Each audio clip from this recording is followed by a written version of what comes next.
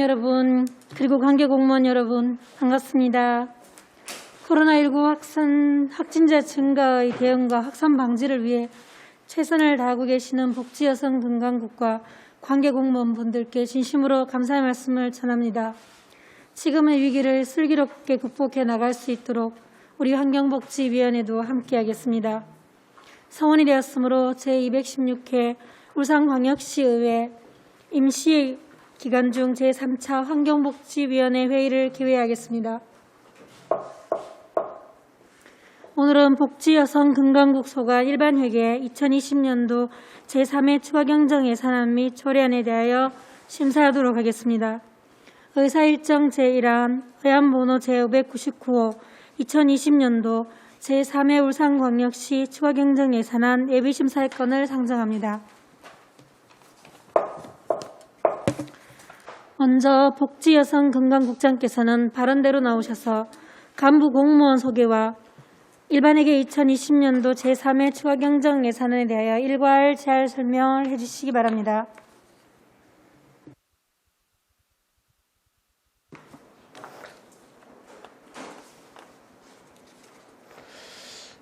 예, 반갑습니다. 복지여성건강국장 이형우입니다.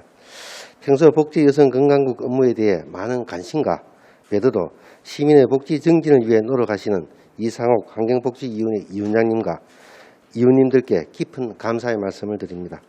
제안 설명에 앞서 복지여성건강국 간부 공무원을 소개해드리겠습니다. 먼저 최정자 복지인구정책과장입니다. 홍병희 어르신복지과장입니다. 김호준 장애인 복지과장입니다. 정매자 여성가족 청소년 과장입니다. 여태익 시민건강과장입니다. 문숙희 시의학안전과장입니다. 복지여성건강국 소관 2020년도 제3회 일반회계 추가경정 예산안에 대한 제안 설명을 드리도록 하겠습니다. 221쪽입니다. 일반회계 세입예산안입니다. 복지여성건강국 세입예산 총액은 국비 및 정부 기금을 반영하여 기정예산보다 135억 8,100만 원이 증액된 7,642억 1,200만 원을 편성하였습니다.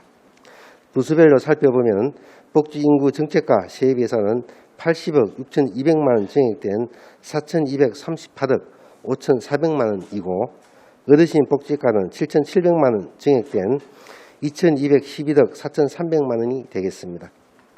222쪽입니다. 장애인 복지과는 1,900만 원이 증액된 612억 8,100만 원이고 여성가족 청소년과는 800만 원이 감액된 261억 1,700만 원이 되겠습니다. 223쪽입니다.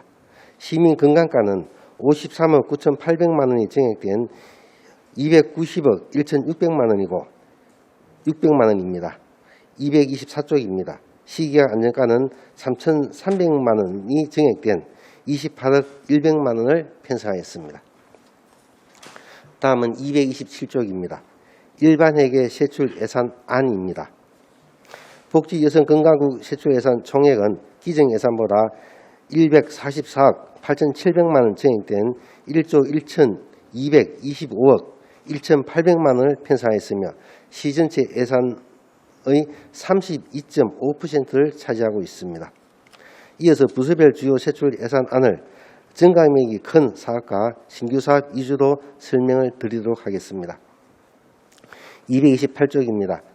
복지여성정책과 세출 예산안은 기정예산에서 97억 4,100만 원 증액된 5,701억 6,400만 원을 편성하였습니다. 주요 내용은 228쪽입니다.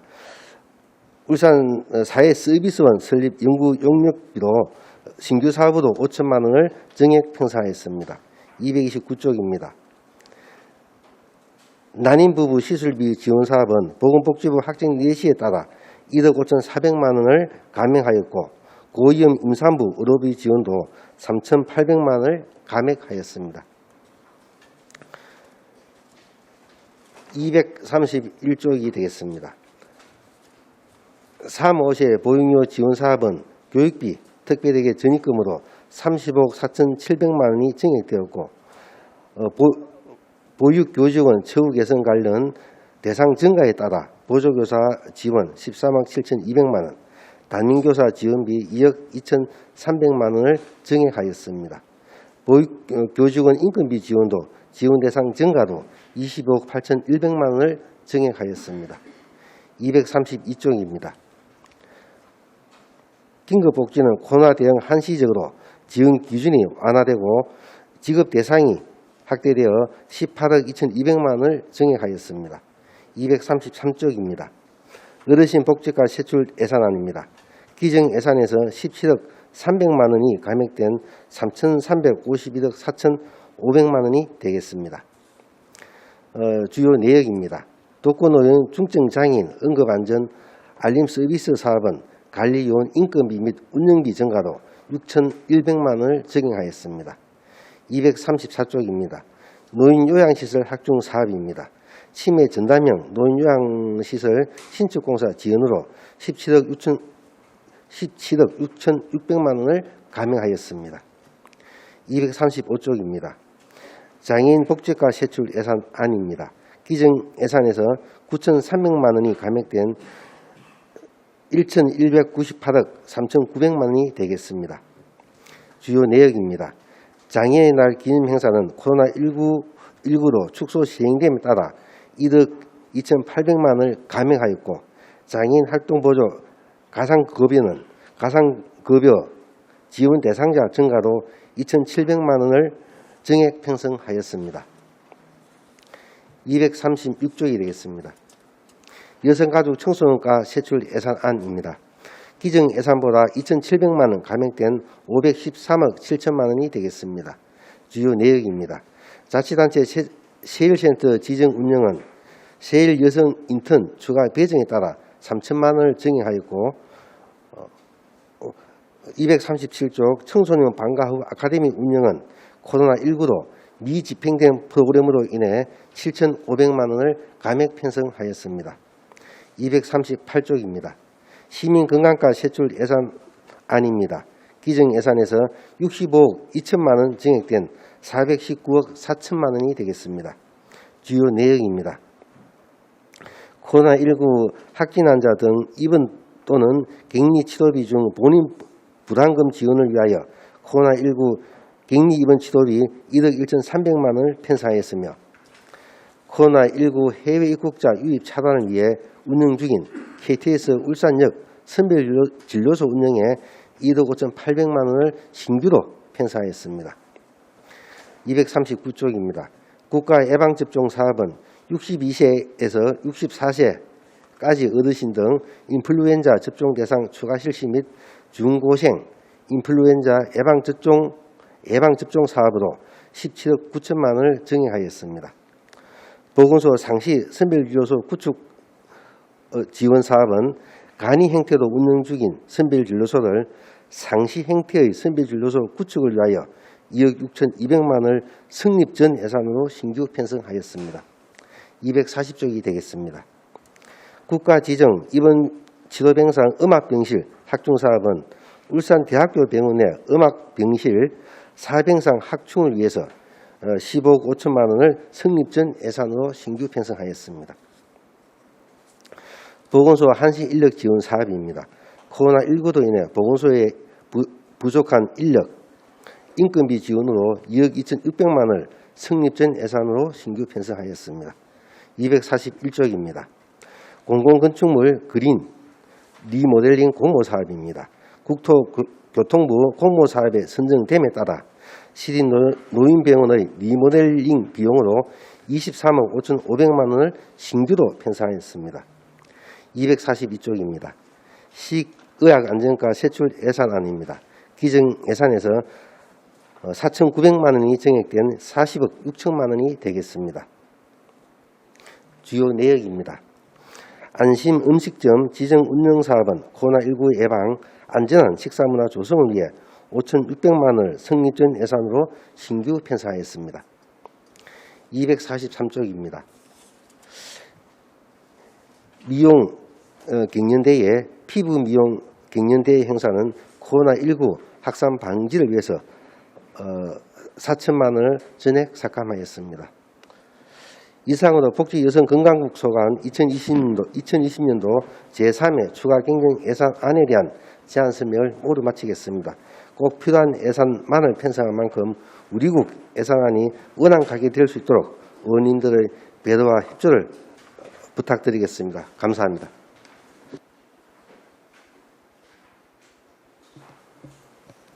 이용우 국장님 수고하셨습니다. 다음은 전문위원께서 검토 보고를 해주시기 바랍니다. 전문위원 민덕기입니다. 일반 회계 예산안 총괄, 주요 편성 내역, 주요 점감 사업 내역은 검토 보고서 28에서 37쪽을 참고하여 주시기 바랍니다. 검토 의견입니다.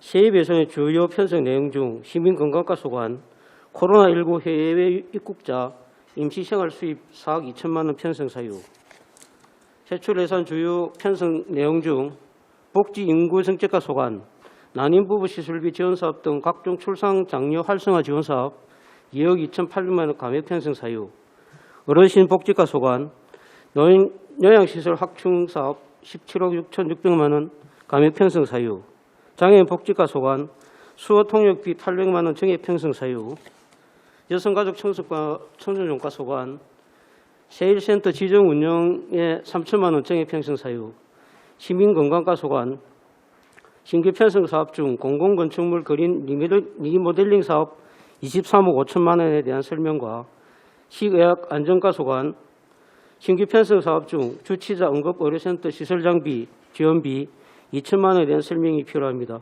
이상으로 검토 보고를 마치겠습니다. 민덕기 전문위원님 수고하셨습니다.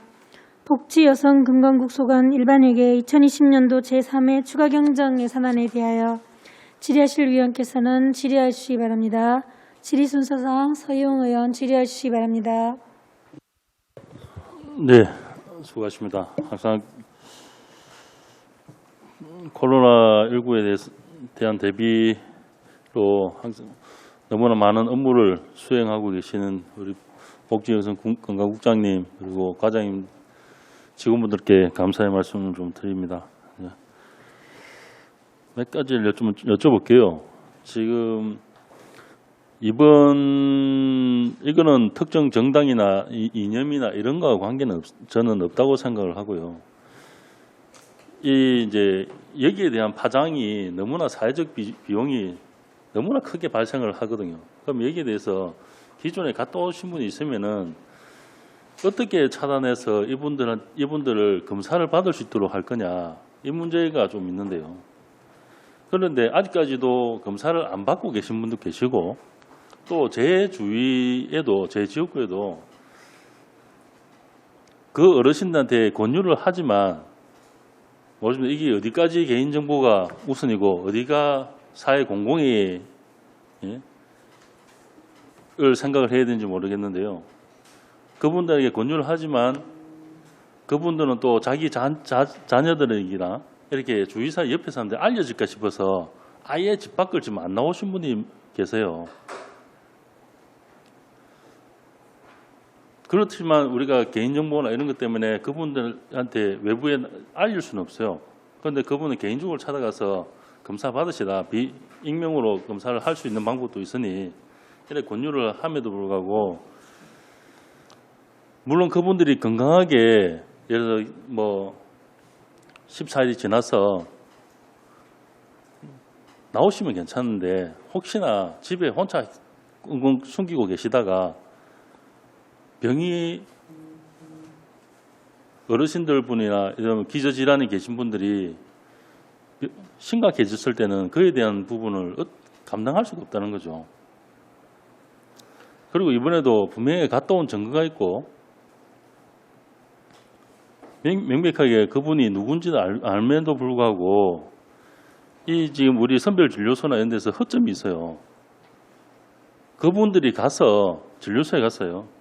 어떻게 내 동선을 이야기하느냐에 따라서 내가 어떻게 이야기하느냐에 따라서 사전 증상이 있냐 없냐 그런 그 판단만 가지고 그분들이 검사를 안 받고 되돌아와 버려요.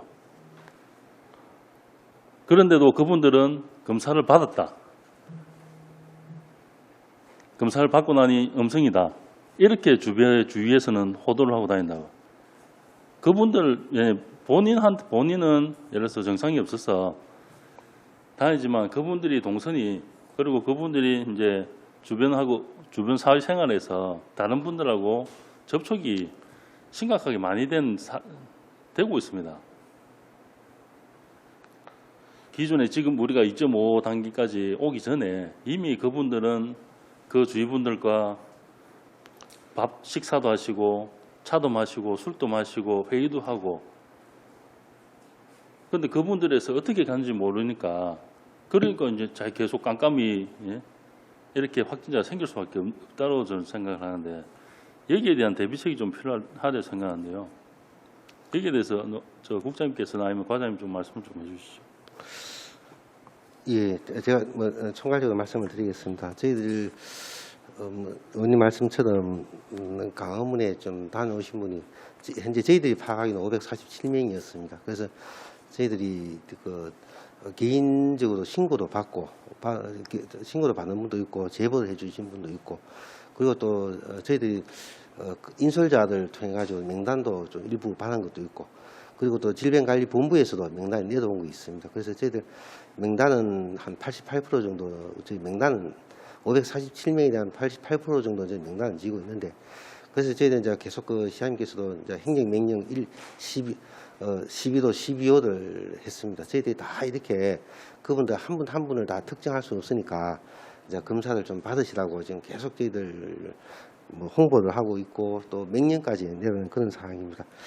그래서 지금 저희들은 그걸 위해서 또 익명으로도 가능하다.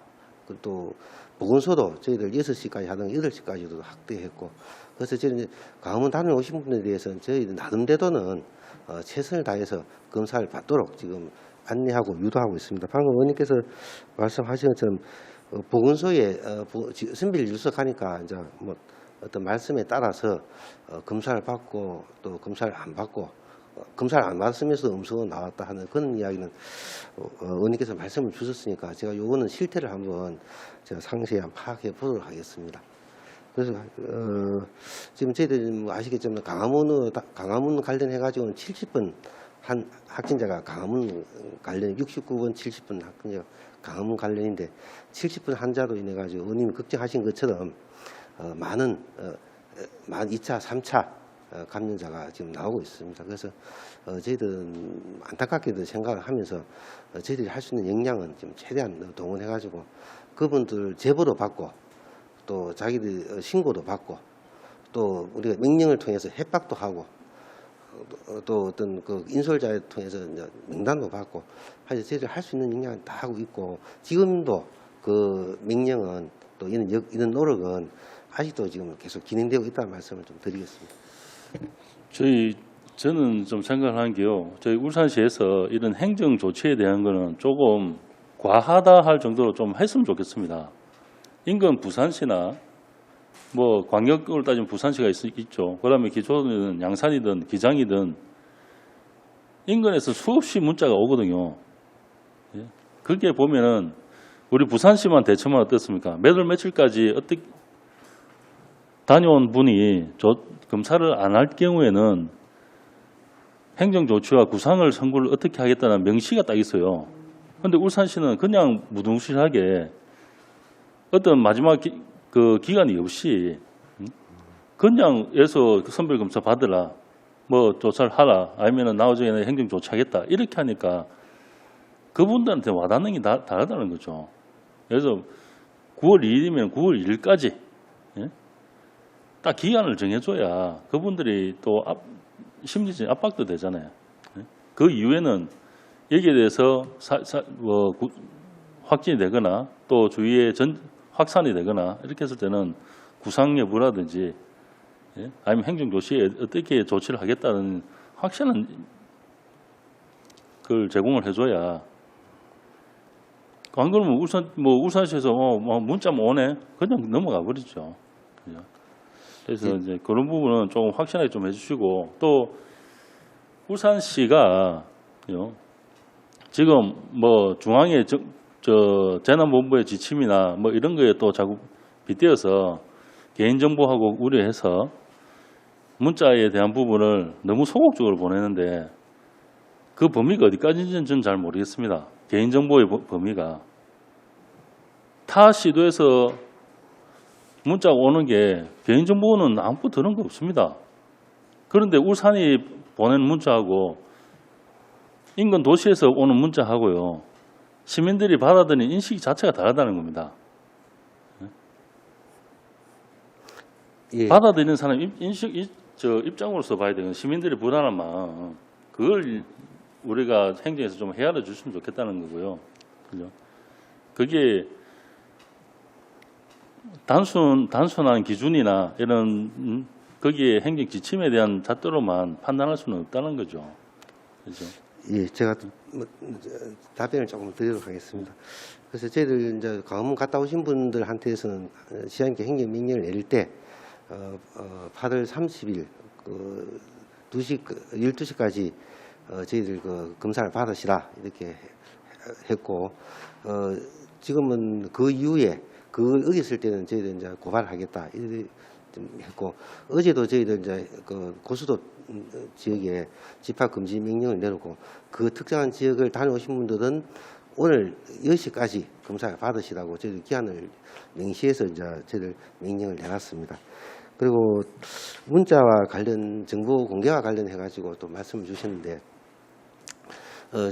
아시겠지만 지금까지는 저희들이 울산은 그래도 그나마 확진자가 좀 이렇게 다른 시도보다는 좀 적었고 또 저희들이 다 통제 가능한 범위에 있었고 또 그래서 저희들이 아마 문자 부분에 대해서 조금 이렇게 또 답답한 부분이 있었던 거 알고 계시는데 오늘도 아시겠지만 어제도 이제 저희들이 그 문자 개인정보를 노출할 때는 그 지역에 방역의 목적으로 합니다. 그 지역에 분명히 사람이 10명이 있었는데 저희들이 확보된 건 5명밖에 없습니다.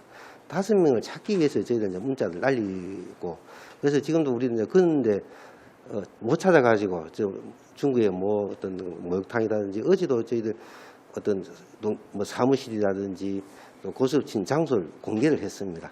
그래서 저희들이 그 특정 거기 계시던 사람 특정하지 못할 때는 저희들 이제 불이익하게 공개를 해가지고 사람을 특정하기 위해서 이렇게 저희들 이제 공개를 하는데 지금 저희들은 확진자가 많이 나오고 보니까 저희들이 이제 역학조사가 다 일일이 다 따라가지는 못하는 부분이 있습니다. 그렇지만도 그 특정한 지역에 빨리 있었던 사람을 특정시켜야 되는데 그렇지 못할 경우에는 저희들 이제 문자를 재난 문자를 날려가지고 사람을 찾는 수밖에 없습니다. 그렇기 때문에 이제 문자를 아마 부산에서는 문자가 많이 아마 좀 특정해가지고 문자가 많이 온 걸로 알고 있습니다. 그래서 아시겠지만 부산은 확진자가 막 많이 저희들 많이 쏟아지고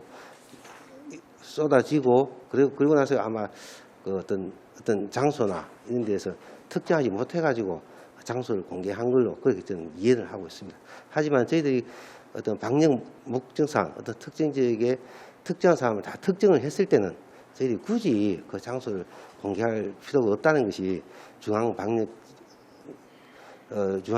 중앙재난대책의 지침에 또 그렇게 나와 있습니다. 그리고 그 지침은 지금도 정의연 본부장님께서 말씀하셨지만도 개인정보를 과도하게 노출하는 것은 계속 저희들한테도 좀 지양해 달라고 요청이 계속 오고 있는 그런 실정임을 또 이해해 주시기 바랍니다.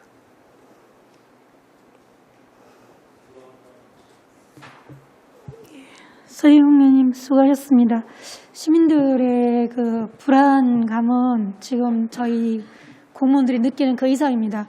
그러니까 가능한 정보는 공개하셔서 조금 그 장소와 무관한 분들은 좀 편하게 생활할 수 있는 부분의 생각을 조금 더 배려를 했으면 합니다. 지금 서희웅 의원님 지적은 굉장히 바람직하다고 생각합니다. 알겠습니다. 안수일 위원 질의해 주시기 바랍니다.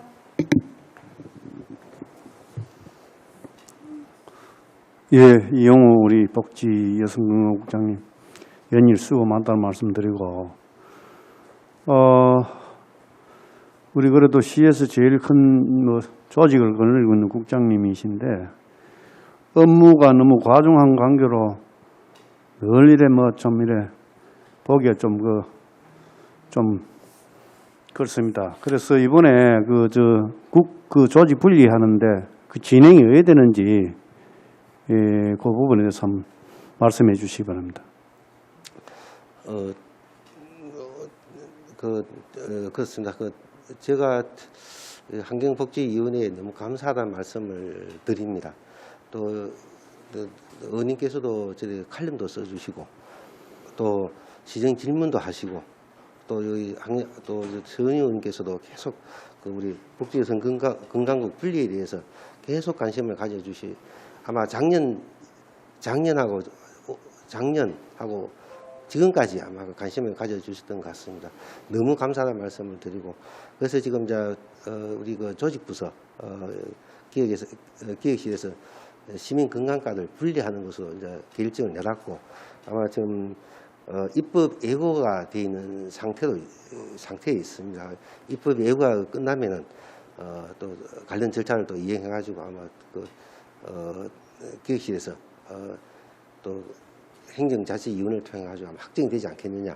그러면은 내년 1월 1일부터는 시민건강국으로 분리되지 않겠느냐 이렇게 저는 판단하고 있습니다. 예,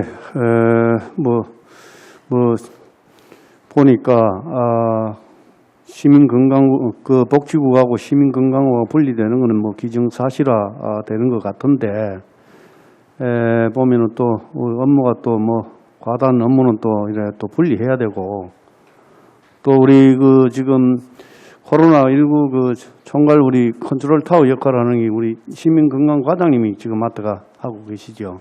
예, 그렇습니다. 우리 여태희 우리 시민건강과장님 정말 연초부터 시작해가지고 늘 민방위복 늘 변함없이 입고 계시던데 아마 업무를 좀 이래 좀 조직 개편되면은 조금 좋아지지 않겠나 싶은데 대비해서 관련 조직 부서하고 협의를 좀 잘해서 좀 이래가 조직이 좀 잘 이래 개편될 수 있도록 만전을 기해 주시면 좋겠다는 말씀을 드립니다. 우리 이 시민건강과장님 또 이 기회에 조직 개편에 대해서 한 말씀 해 주시기 바랍니다.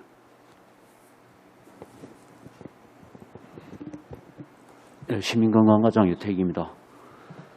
앞서 국장님이 잠시 말씀을 드렸지만 사실 저희들 수건이었습니다. 이게 작년도도 그렇고 계속 그랬는데 이런저런 어떤 사유로 좀 우선순위에서 좀 밀렸다가 이번에 이제 코로나 문제와 이렇게 지금 맞물려 들어가면서 이 조직이 실질적으로 지금 한계 상황에 봉착이 됐다고 보고 저희들이 이제 적극적으로 기조실에다가 이제 요구도 하고 또 시장님, 부시장님 통해서 우리가 문제점 제기도 하고 해서 또 이제 특히 또 이제 우리 여러 의원님들께서 또 관심을 많이 가져주시고 해서 지금 저희들이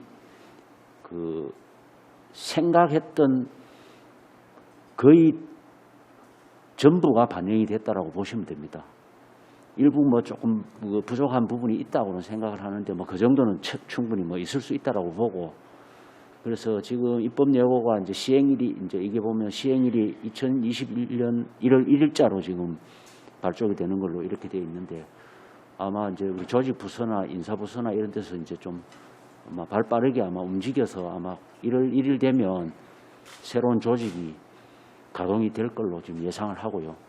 그다음에 또 이제 감염병 관련해서는 이번에 이제 중앙에서도 이제 지침이 있지만 전담과를 별도로 둬라 감염병에 대해서는 그래서 저희들도 감염병 관리과가 이제 신설이 되는데 거기에 이제 세 팀이 들어가기 때문에 그러면은 지금 시민건강과 업무에서는 이제 업무가 좀 많이 분산이 되는 걸로 이렇게 보면 됩니다. 그리고 이제 일부 또 분산되어 있는 업무 중에서 일부는 또 시민건강과로 또 좀 와야 되는 업무들도 있고 그래서 이거는 좀 실무적인 그런 부분들인데 그거는 내부적으로 정리가 충분히 될 것 같고요.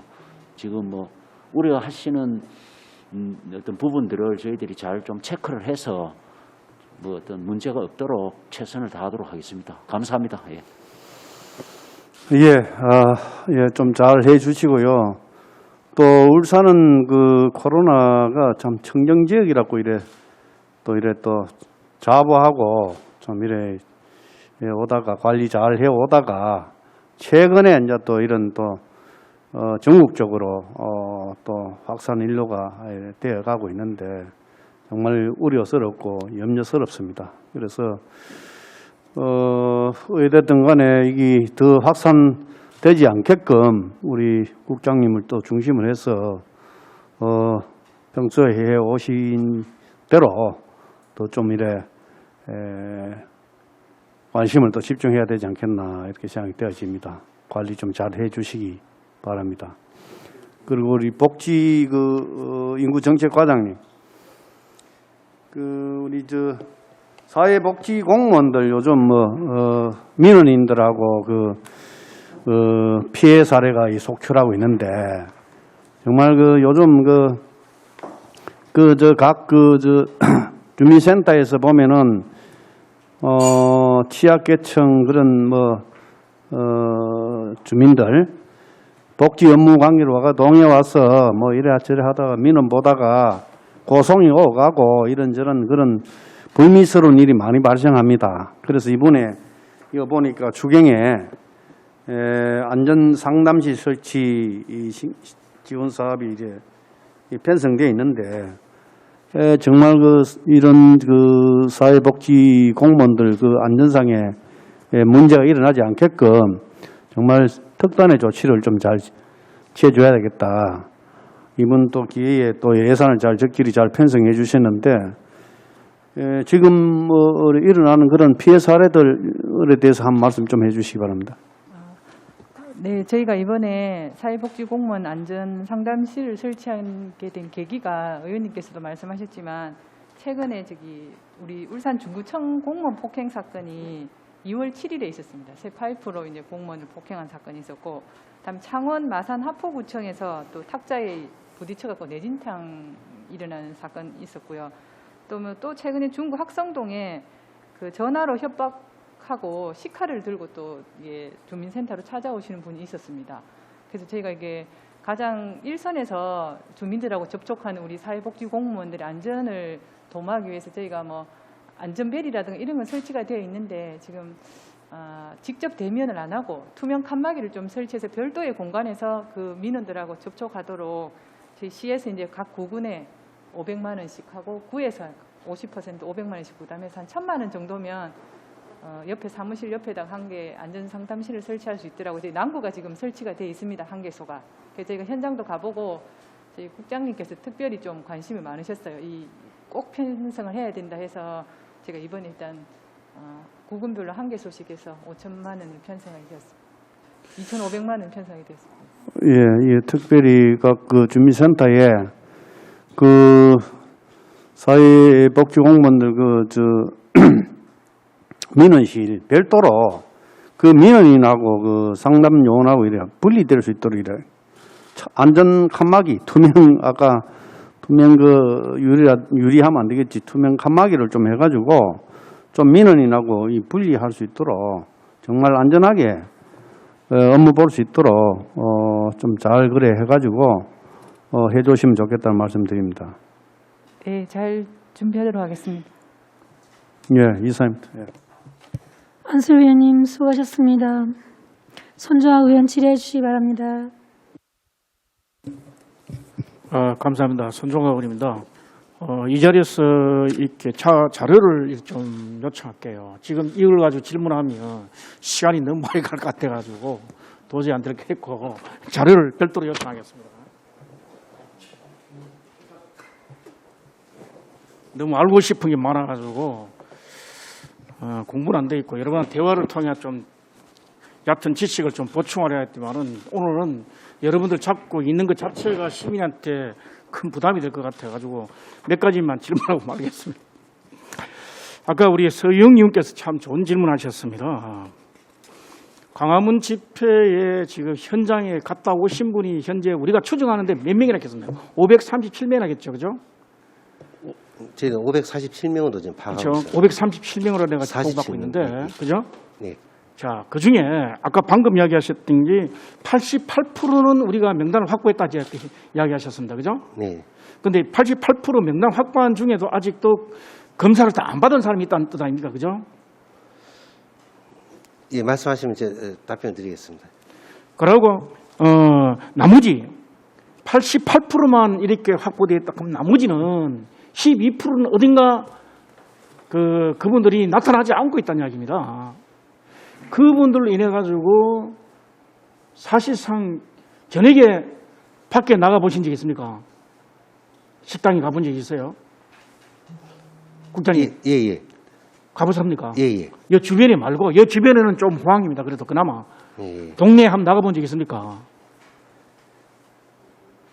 예, 간혹 저 토요일 뭐 가족들하고 가긴 합니다. 여태익 과장이 여과장이 사시고 계시는 그 동네 주변에 요즘에 나가본 적 있어요? 최근에 광화문 집회 위에 나가본 적 있습니까?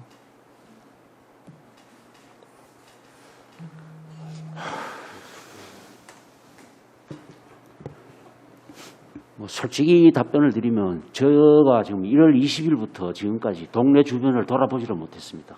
알겠습니다. 예. 여러분이 느끼는 감정하고 저희들이 느끼는 감정이 완전히 다른데 저희들 정치인도 지금 밖에 못 나갑니다.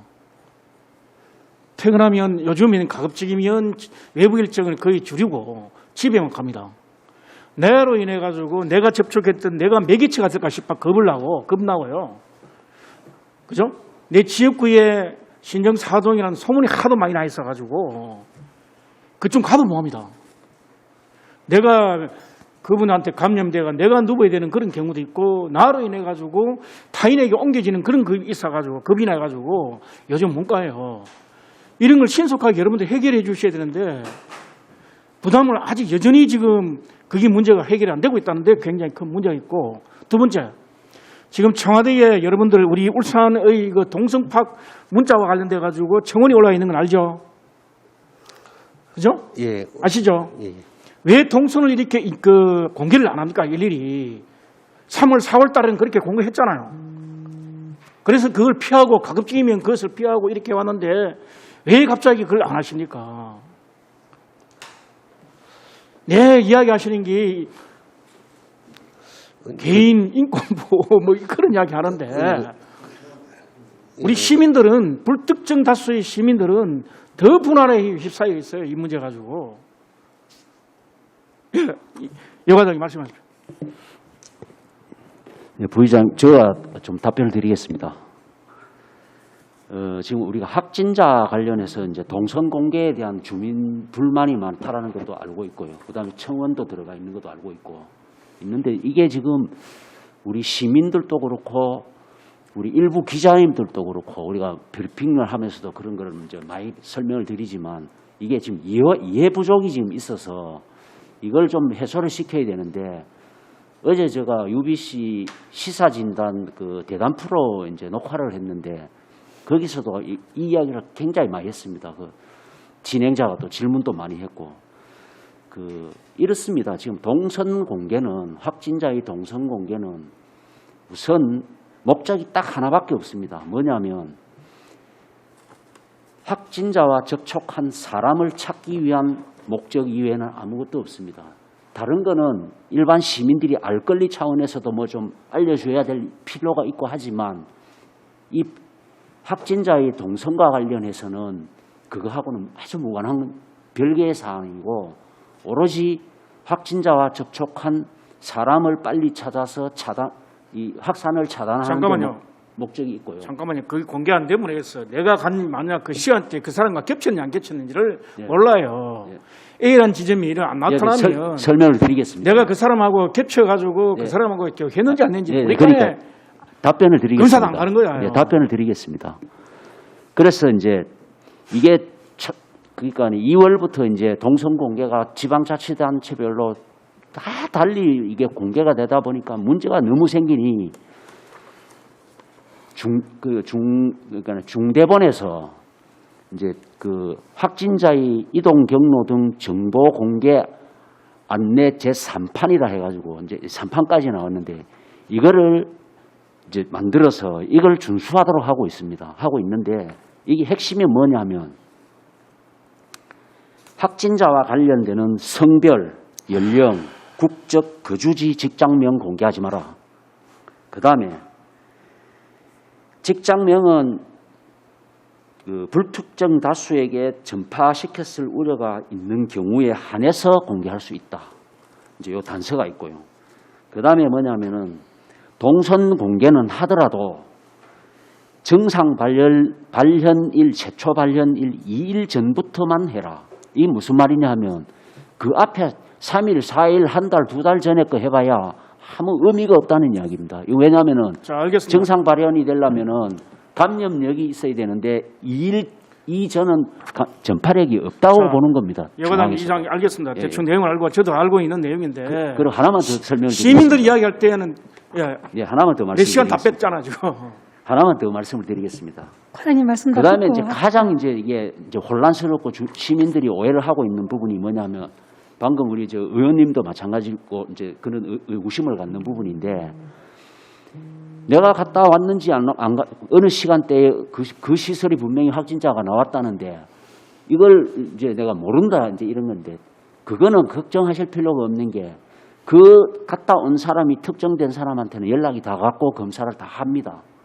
그런데 다만 어느 시설을 우리가 조사를 해보니까 20명이 거기 접촉자하고 같은 공간에 같이 있었는데 사람을 파악해보니까 10명은 우리가 뭐 카드 사용 내역이라든지 그다음 QR코드라든지 뭐 어떤 이런저런 정보를 통해서 CCTV나 해서 특정을 해보니까 개인을 누군지를 다 알게 됐는데 10명은 모르는 거예요. 이게 누군지는. CCTV 분명히 있는데 이럴 때는 이 사람을 우리가 빨리 검사를 시키고 찾기 위해서는 공개하는 수밖에 없습니다. 이렇게 해서 이제 이런 거는 공개가 되는데 이 앞에도 우리가 그 70번하고 88번과 관련해서는 우리가 못 찾는 분들이 꽤 나와가지고는 실명 공개가 다 됐거든요. 됐는데 그럼 다른 시도에는 실명 공개를 하는데 왜 울산은 안 하느냐? 그 시도에서는 그 시설에 있었던 접촉자를 다 못 찾은 겁니다. 그거 찾기 위해서 공개를 한 거고 울산은 다 공개를 안 하고 자, 있다 그러면 그만하시고. 다 찾았네 이래 보시면 됩니다. 예. 자, 그만하고 내가 질문에만 답변 예스와 노 아니면 단답형으로 좀 잘 답변해 주세요. 내 시간을 지금 다 뺏어 먹었잖아 지금. 우리 저 뭡니까 시민건강과에서 해외 입국자 있죠, 그죠? 이번에 예산에 보니까 임시 생활시설 수입을 지금 4억 2천을 지금 잡고 있습니다. 이거는 어떻게 어느 분들한테 징수한 금액이고 어떻게 징수하고 있는 겁니까? 이거는 어떠한 방법으로?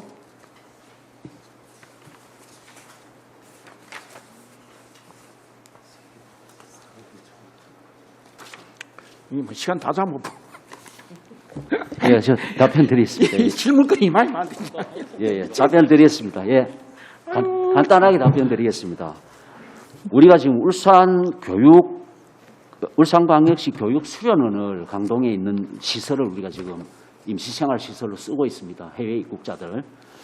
거기에 수용 가능 인원이 43명인데 지금까지 저희들이 211명을 수용을 했습니다. 현재 지금 16명이 지금 입소되어 있고요. 이분들한테 6월 25일까지는 1일 10만 원을 받았고 1일 10만 원. 예. 그다음에 6월 26일부터는 1일 12만 원을 받았습니다. 이거는 이제 우리가 울산이 마음대로 받는 게 아니고 중앙의 지침에 따라서 자, 그럼 해외 그 수입을 기타 잡수입으로 잡은 게 4억 2천만 원. 그러면 예. 해외에서 오는 환자들 있죠, 그죠? 예. 환자는 아니고요. 해외에서 오는 환자들은 환자 어떻게 해요? 아닙니다. 이분들은. 해외에서 오는 환자들은 어떻게 해요? 환자들은 환자는 병원에 없습니다. 입원합니다. 예? 울산대 병원에 그거는 봐도 병원에 입원이 입원을 해야 될 분이고. 우리 해외에서 오는 환자들은 병원에 들어가고 예. 병원에 들어가는 그분들한테는 우리 국적인 우리나라 사람은 우리가 진료비 보험료를 다 내는 겁니까? 만약 미국 국적을 갖고 들어온 사람들은 치료비는 다 국가에서 부담합니다. 국가에서 아니 잠깐만 미국 국적을 갖고 들어온 사람은 일단 지금은 치료비는 외국인이든 내국인이든 다 국가에서 부담합니다. 지금은 네, 예. 그렇습니다. 그래요. 또 한 가지 묻겠습니다. 이번에 시민건강과는 우리 인구복지과 있죠, 그죠, 과장님? 네. 이 관련돼 가지고 예산이 축축축축 합니다. 출산과 관련된 예산이 쭉 이렇게 삭감이 된다고요. 국비부터 시작해 가지고 이렇게 다 삭감이 되는데 난임 시술비 특히 뭐 1억 200만 원 삭감되고, 예? 네. 그다음에 그리고 난임 부부 시술비 지원 1인 시술비 뭐 이런 게 다 지금 삭감되고 있는데 그 관련된 이 과목이 다 삭감되는데 우리가 난임 부부로 갖다 1년에 몇 번 1인한테 몇 번까지 최대 지원하는 겁니까? 작년 같은 경우는 한 1,100여 명 정도가 일단 예? 지원을 해요. 1,100명 정도 저희가 지원을 했고 아니요.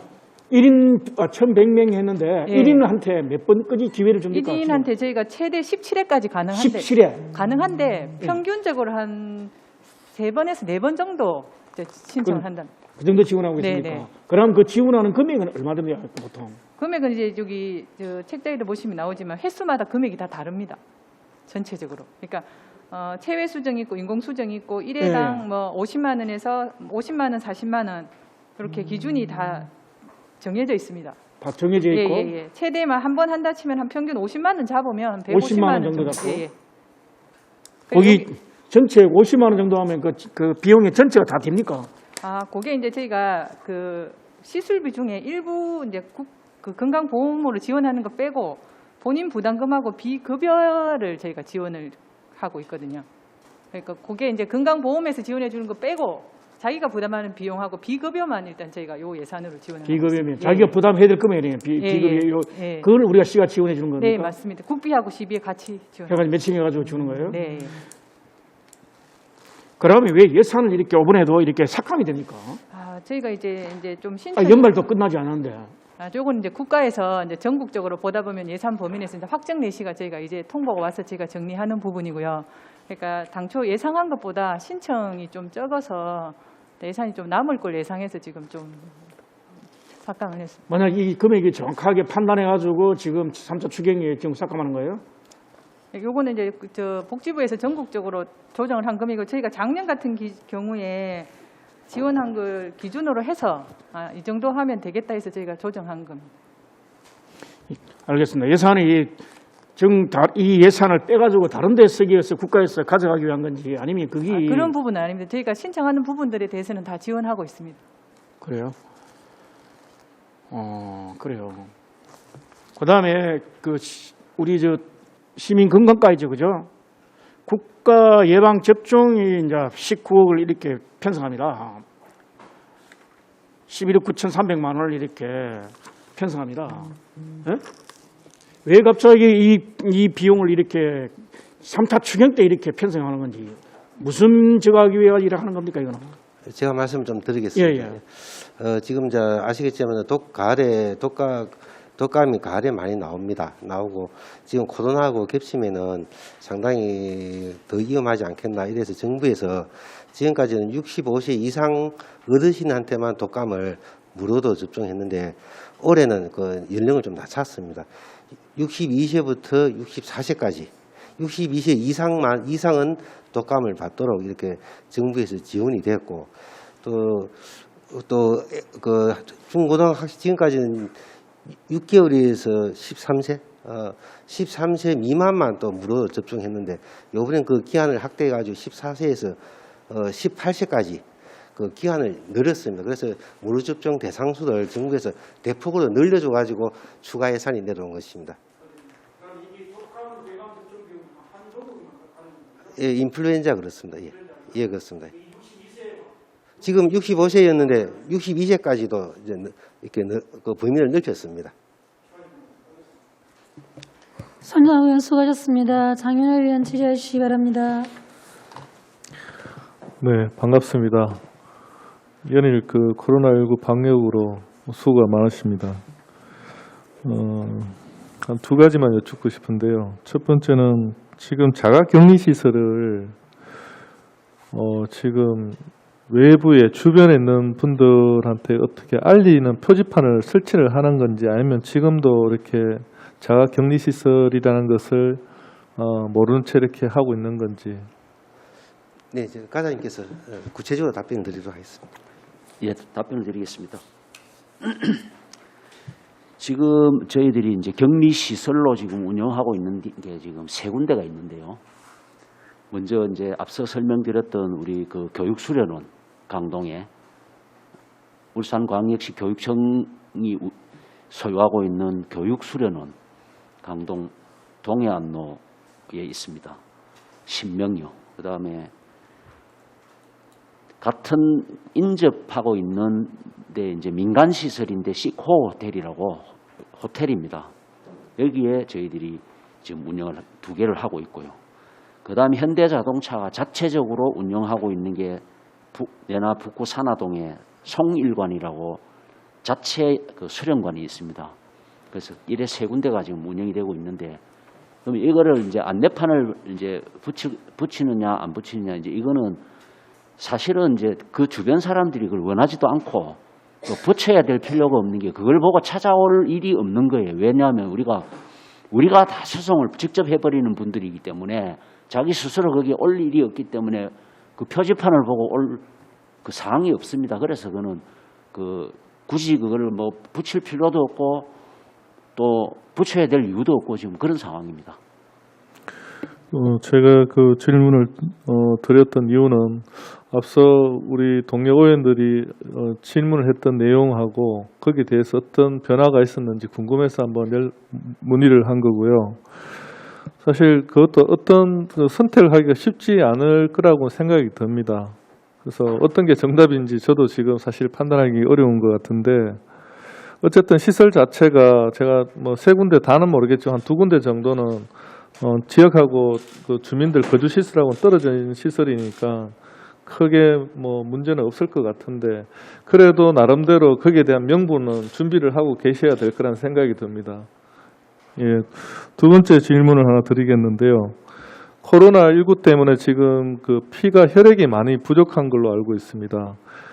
왜냐하면 그 기업체에서 코로나19 확산 때문에 헌혈차가 들어온다든지 외부인이 들어오는 거를 막고 있거든요. 그래서 지금 보도를 보더라도 혈액이 굉장히 많이 부족한 상황인데, 지금 어떻게 보면 헌혈에 좀 참여를 좀 독려를 한다고 할까요? 확대를 하기 위해서 우리 시에서 조금 어느 정도 인센티브를 좀 줘야 되지 않느냐, 뭐 그런 생각이 좀 있는데 어떻게 생각하시는지, 혹시 그런 계획을 가지고 계신지 한번 답변을 좀 해주십시오. 제가 답변을 드리겠습니다.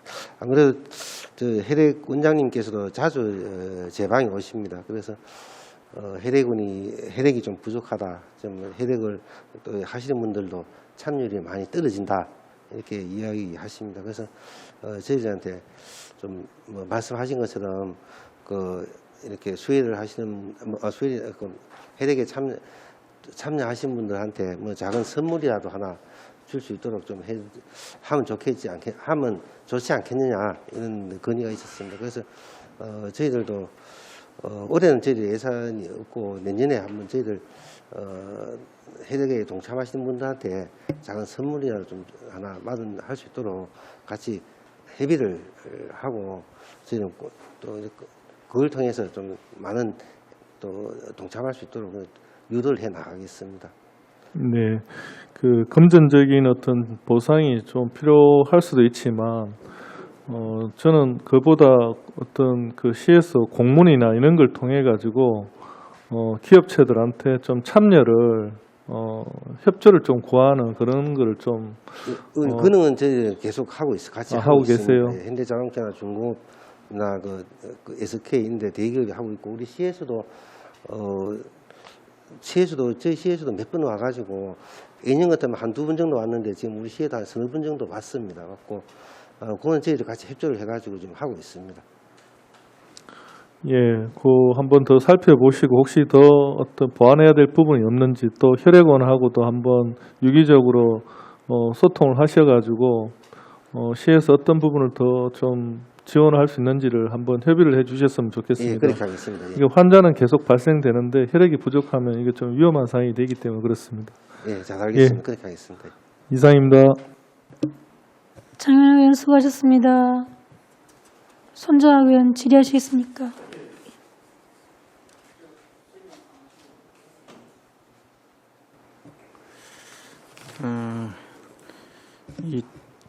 또 공무원들한테 이게 좀 밉상스러운 이야기를 또 해가지고 어찌할지 모르겠대. 한 가지만 더 우리 저 임급 정책과장님한테 질문 드리고 싶은데요. 우리 사회 서비스원은 설립 용역을 지금 이제 5천만 원 이렇게 나갑니다, 그죠? 네. 요거는 확실한 방침을 정해진 겁니까? 아니면 복지재단이라든지 서비스원을 듣고 이렇게 어느 정도 충분하게 검토가 끝나고 난 뒤에 이게 나가는 거예요? 저희가 일단은 이게 아니면 단순하게 이 정책을 사회 서비스원이라는 이제 새로운 복지를 이렇게 전담 운영할 수 있는 그런 거 아닙니까, 그죠? 네, 맞습니다. 그 서비스 전달을 이렇게 이제 하겠다는 그 좀 정밀하고 균형 감각 있게 공정하게 뭐 하려고 하는 건데 좋은 방법인데 이게 이제 장단점이 있단 말입니다, 그죠? 복지 재단을 하는 데 있고 사회 서비스원을 운영하는 데 있는데 시에서는 확실한 이렇게 방침을 이렇게 시민사회 어느 소통하고 이렇게가 결정된 겁니까? 아니면 막연하게 우리가 내부적으로 이걸 가고 이렇게 이런 방향을 가겠다고 이렇게 타당성 용역적으로 나가는 겁니까? 예, 제가 보충 설명 좀 드리겠습니다. 저희 예. 사회 서비스원은 아시겠지만도 또 정부에서 이제 강력하게 지금 어디요? 뭐예요? 정부에서 정부에서. 예, 추진하고 있고 또 저희들은 좀 늦습니다. 지금 강력도시 17개 강력도시 중에서 11개 시도가 지금 출범하고 시범 사업으로 좀 하고 있습니다. 그리고 또 시민단체에서 지금 미래 비전위원회에서도 사회 서비스원을 지금 빨리 안 하냐, 우리 시는 많이 늦느냐, 빨리 안 하냐고 저희들은 다 거치고 있습니다. 그래서 저희들은 좀 이렇게 지금 저희들 출발해도 저희들은 조금 늦는 그런 감이 있고. 저도 동의를 합니다. 예, 저희들은 이런 필요하다는 생각을 가지고 있습니다. 사회 서비스든 복지 재단이든 뭐 울산시에서 다른 거 뭐 대단 만들고 이런 거는 내가 동의를 못 하지만은 이거는 워낙 규모도 크고 우리가 지금 우리 복지 예산이 그리고 전달 체계 과정에서 관리비가 너무 많이 들기 때문에 그 부분은 어떠한 있어도 이렇게 축소해 나가면서 서비스의 우리가 타겟에 대한 서비스 질도 높이고, 그죠?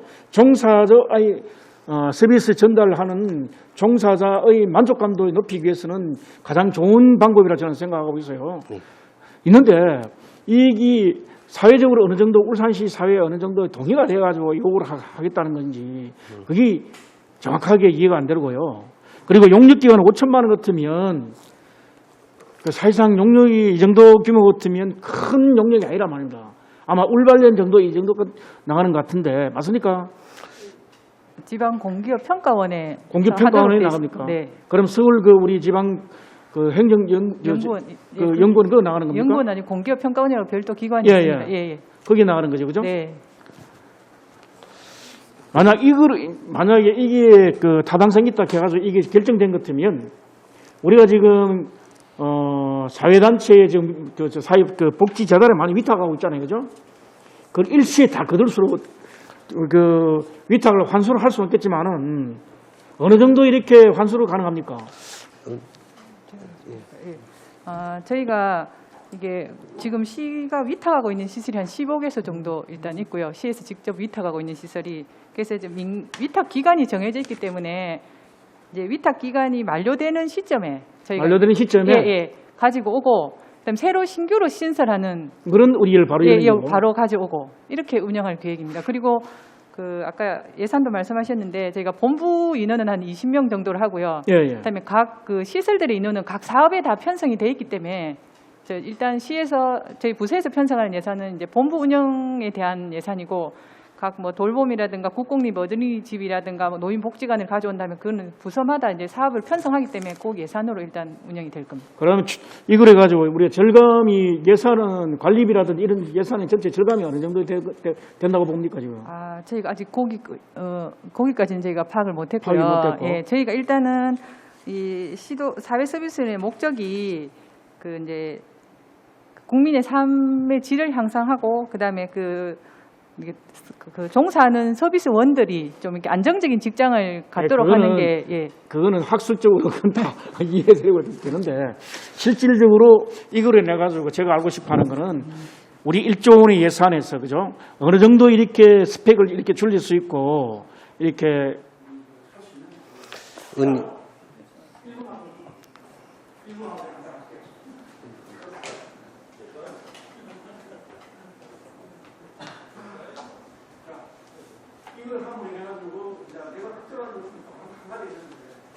한 위탁 업체를 받아가 복지 재단을 운영하는 단체가 있습니다. 그죠?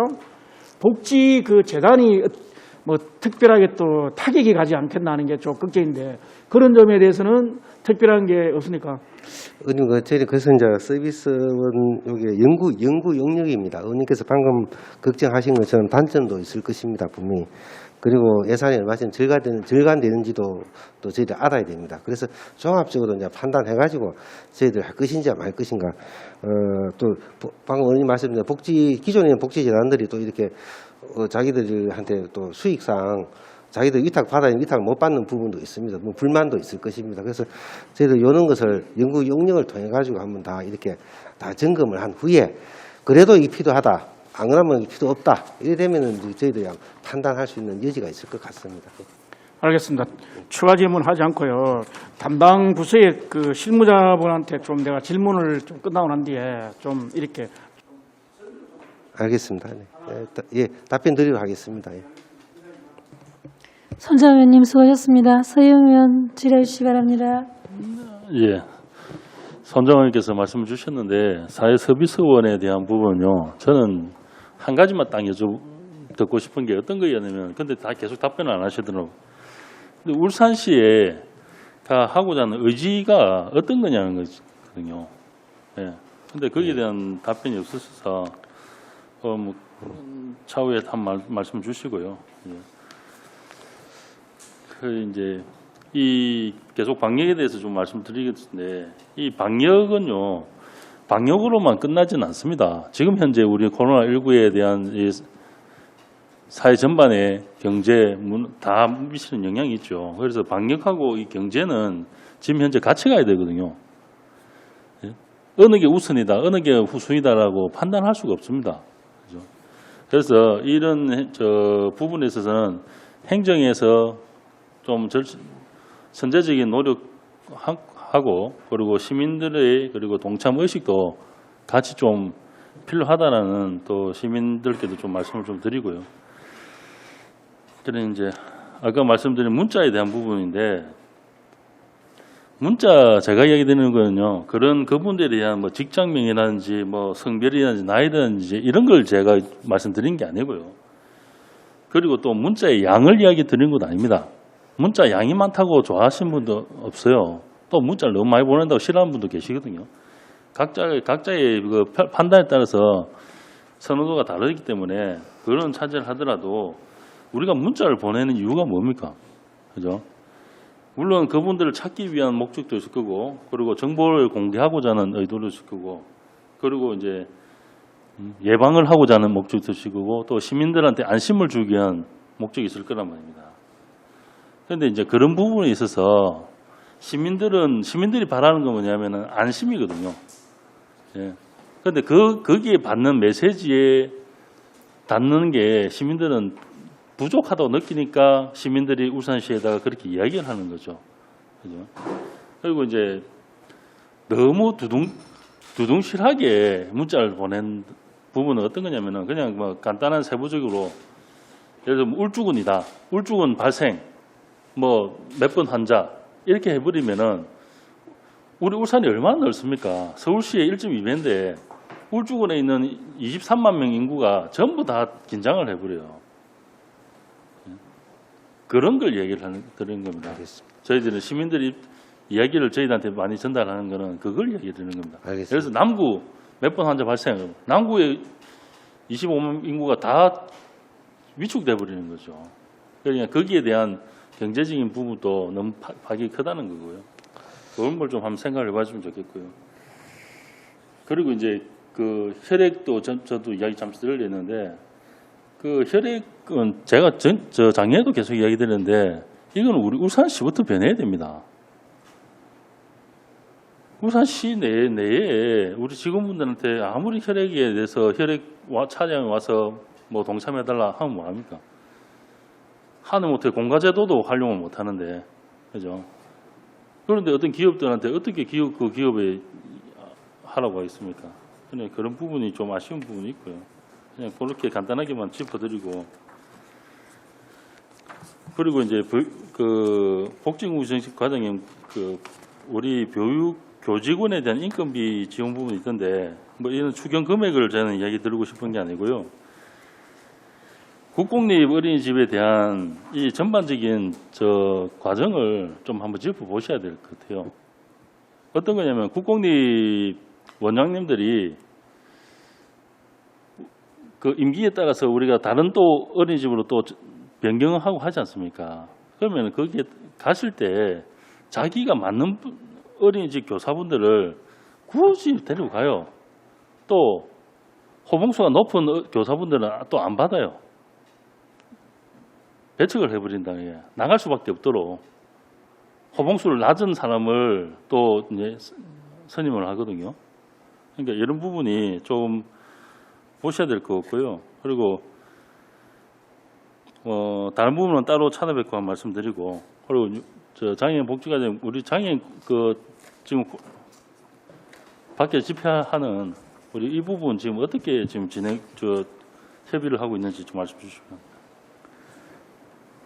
콜택시 말씀하시는 거죠. 뭐 아시는 바와 같이 콜택시 업무는 사실은 교통기획과로 업무는 넘어갔고, 다만 이제 뭐 콜택시를 이용하시는 분들이 우리 장애인들이기 때문에 이제 그런 부분만 좀 신경을 쓰고 있는 상황입니다. 우리 과에서는.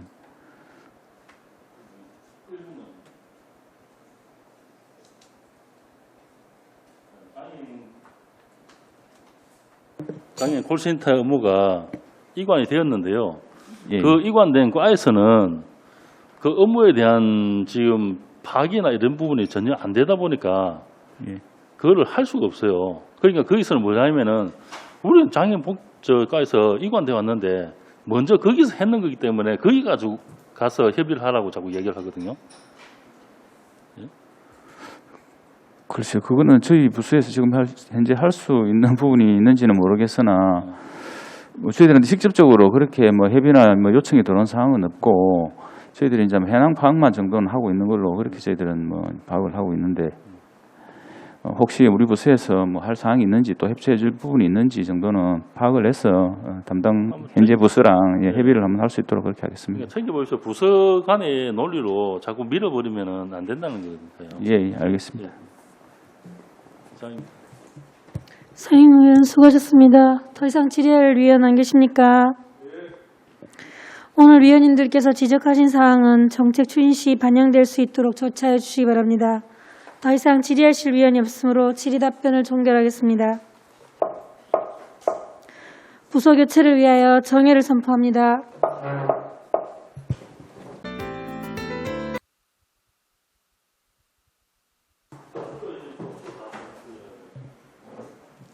의석을 정돈하여 주시기 바랍니다. 성원이 되었으므로 회의를 속기하겠습니다. 계속해서 복지여성 건강국 소강 조례안을 심사하겠습니다. 의사일정 제2안 의안번호 578호 울산광역시 장사 등에 관한 조례 일부 개정 조례안을 상정합니다. 본 조례안을 대표 발의한 백운찬 의원께서는 발언대로 나오셔서 제안 설명을 해주시기 바랍니다.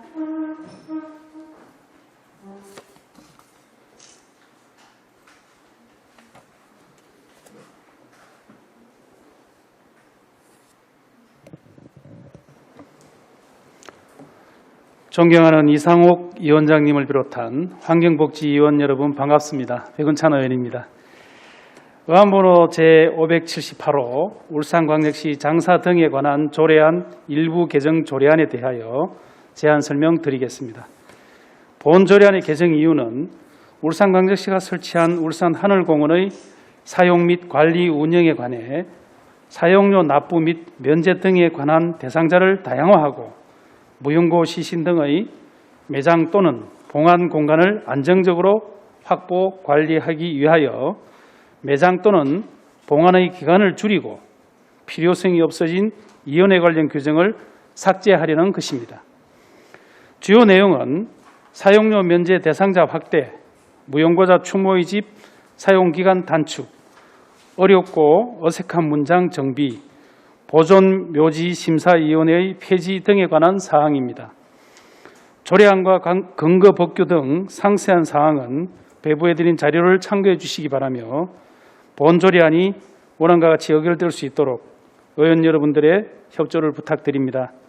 이상으로 제안 설명을 마치겠습니다. 감사합니다. 백운찬 의원님 수고하셨습니다. 다음 본 조례안에 대한 집행기관의 의견을 듣도록 하겠습니다. 복지여성 금강국장께서는 본 조례안에 대한 의견을 말씀해 주시기 바랍니다. 예, 반갑습니다. 복지여성 건강국장 이영우입니다. 시민의 복지 증진과 행복을 위해 깊은 관심과 배를 아끼지 않으시는 이상욱 위원장님과 환경복지위원님들께 먼저 감사의 말씀을 드립니다. 보고에 앞서 간부 공문을 소개해드리겠습니다. 홍병희 어르신복지과장입니다. 방금 배운찬 의원님께서 발의하신 의안번호 제578호 울산광역시 장사 등에 관한 조례 일부 개정 조례안에 대하여 우리시 의견을 말씀을 드리겠습니다. 의견에 앞서 효율적인 장사 업무 추진을 위한 조례 개정안을 발의해 주신 배운찬 의원님께 거듭 감사 말씀드립니다. 주요 개정 내용은 울산 하늘공원의 사용료 면제에 관한 대상자들, 국가 유공자와 그 배우자, 시민대상 수상자, 민주화운동 희생자, 일제하 일본군 위안부와 강제징용 피해자로 확대하여 명확히 하고 무용고 시신의 보관 공간을 10년에서 5년으로 줄이고 필요성이 없어진 이혼의 관련 규정을 삭제하는 내용입니다. 조례 개정을 통해서 울산의 발전을 위해 기여한 다양한 분에 대한 지원 확대와 보안 공간의 안정적인 관리가 이루어질 것으로 생각되므로 별다른 의견이 없습니다. 이상으로 울산광역시 장사 등에 관한 조례 일부 개정 조례에 대한 의견 개진을 마치겠습니다. 감사합니다. 이영우 국장님 수고하셨습니다. 다음은 전문위원께서 검토 보고를 해주시기 바랍니다. 검토 의견입니다. 본 조례안은 울산 하늘공원을 효율적으로 관리 운영하고자 하는 것으로 개정함이 타당하다고 사료됩니다. 이상으로 검토 보고를 마치겠습니다. 민덕기 전문위원님 수고하셨습니다. 본 조례안에 대하여 질의토론하실 위원께서는 질의토론하여 주시기 바랍니다. 질의토론에 대한 답변은 백운찬 위원님과 복지여성 금강국장께서 답변하여 주시기 바랍니다.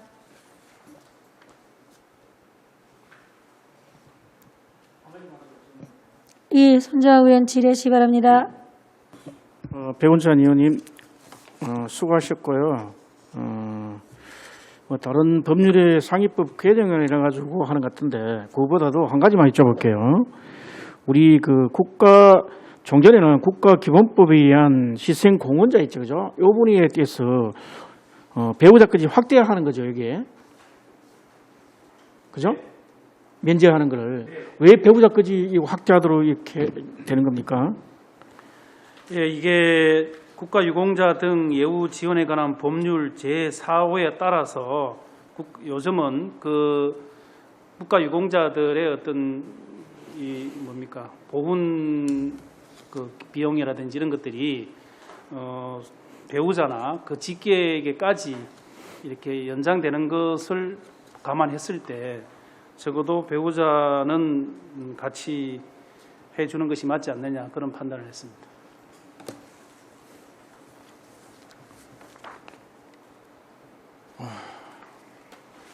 알겠습니다. 이상입니다. 손정학 의원 수고하셨습니다. 더 이상 질의하실 의원, 안수일 의원 질의하시기 바랍니다. 예, 우리 배원찬 의원 조례 하시면 수고하셨습니다. 여기 보면은 대상자에 보면은 민주화 운동 희생자가 포함되어 있습니다. 다른 거는 뭐 법령에 의해 가지고 뭐 이래 근거에 의해가 하지만은 이 민주화 운동 희생자 이거는 뭐 구분할 때 네. 이 뭐 어떤 식으로 뭐 자격증을 정이 있나 여기 무슨 국가에서 지정된 그런 민주화 무슨 그게 인정서가 확인서가 있습니까? 이것도 민주화 운동 그 희생자의 그 법에 의해서 지금 우리 울산에도 2,423명이 이렇게 신청돼 있는 걸로. 울산에도 예, 그 민주화 예, 운동 예, 예. 대상자 명단이 네. 그다 정리가 되어 있네. 네, 네. 그래요. 그럼 뭐 이상이 없는 것 같습니다. 그리고 요즘 그 뭡니까 그 무용고 그 시신 이런 거는 이제 묘지 조성 이런 거는 이제 아예 안 하는가 봐. 국장님. 예. 요즘은 거의 다 화장해가지고 봉안해가 납골당에 봉안해가 그래 보관하고 있는가 봐. 예, 대부분이 그렇게 하고 있습니다. 그래가 어느 뭐 시기 되면은 그걸 10년에서 5년으로 이제 단축해요. 10년에서 지금 10년인데 이제 5년을 5년은 넘는다. 저희들 이제- 무용고 안치수가 한 209개 정도 됩니다. 이제 지금 계속하는 거는 이제 예, 그 묘지 조성은 이제 안 한다. 예 그렇습니다. 그래 보면 되는 거죠. 예, 그렇습니다. 무용고는 그렇습니다. 그리고 이제 그 위원회가 필요 없어서 삭제한다. 그렇게 생각하면 되는 거죠. 예, 그렇습니다. 예, 이사입니다. 한수일 위원님 수고하셨습니다. 더 이상 질의하실 위원 안 계십니까? 더 이상 질의하실 위원이 없으므로 질의 답변을 종결하겠습니다. 의사일정 제2안 의안번호 제578호 울산광역시 장사 등에 관한 일부 조례 개정안에 대하여 심의한 내용과 같이 원하는 대로 의결코자 하는데 위원 여러분 이의 없으십니까? 이의가 없으므로 가결되었음을 선포합니다.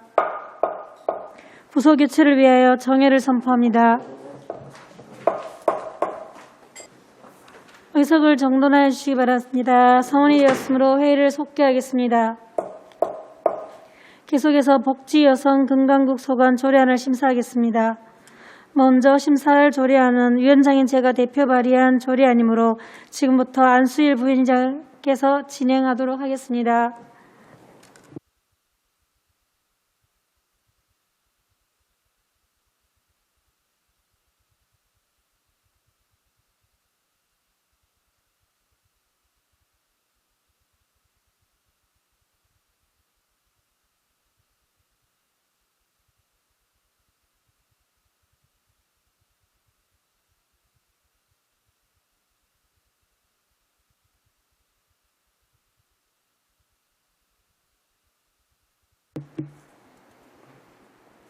예. 이상호 위원장께서 대표 발의한 조례안 심사를 위해 지금부터 부위원장인 제가 진행하도록 하겠습니다.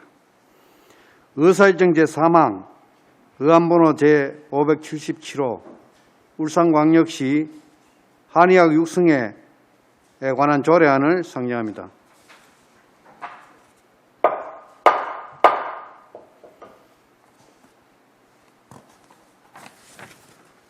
본 조례안을 대표 발의한 이상호 의원께서는 발언대로 나오셔서 제안 설명을 해 주시기 바랍니다.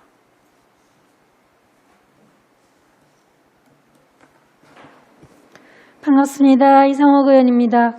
본 의원 등 13명의 의원이 공동 발의한 의안번호 제577호 울산광역시 한의학 육성 조례안에 대하여 제안 설명드리겠습니다. 본 조례안의 제정 이유는 한의학 육성법에 따라 울산광역시의 특성에 맞는 한의학 육성을 위한 근거를 마련하여 한의학 발전의 기반을 조성하는 동시에 고령화 사회 대응 및 시민의 건강 증진과 지역경제 발전에 기여하고자 하는 것입니다. 주요 내용입니다. 안 제4조에서는 시장은 시의 실정에 맞는 한의학 육성 지역 계획을 수립 시행하도록 하였습니다. 안 제5조에서는 한의학 건강 증진 및 치료 사업을 장려하기 위하여 지원 시책을 수립 시행하여야 하고 학계 연구기관 및 민간단체 간의 협력을 촉진하며 기관 또는 단체의 연구 등을 수행하게 할 수 있도록 하였습니다. 안 제8조 및 제9조에서는 한의학 육성을 위하여 홍보할 수 있고 지역 계획의 수립 시행을 위하여 관계기관 등의 협조를 요청할 수 있도록 하였습니다. 기타 자세한 사항은 배부되어 있는 의안을 참고해 주시기 바랍니다. 위원 여러분, 우리만의 우수한 의료기술인 한의학에 좀 더 귀를 기울여야 할 때입니다. 의료 자원이 부족한 우리 지역 여건을 감안하여 한의학이 육성될 수 있도록 조례안을 원안대로 의결하여 주실 것을 당부드립니다.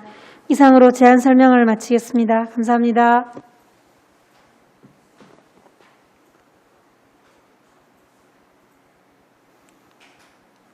예, 이상호 의원님 수고하셨습니다. 다음은 본 조례안에 대한 집행기관의 의견을 듣도록 하겠습니다.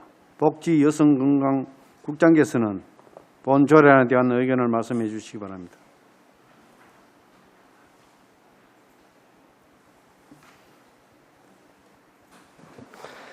예, 복지개선 건강국장 이영우입니다.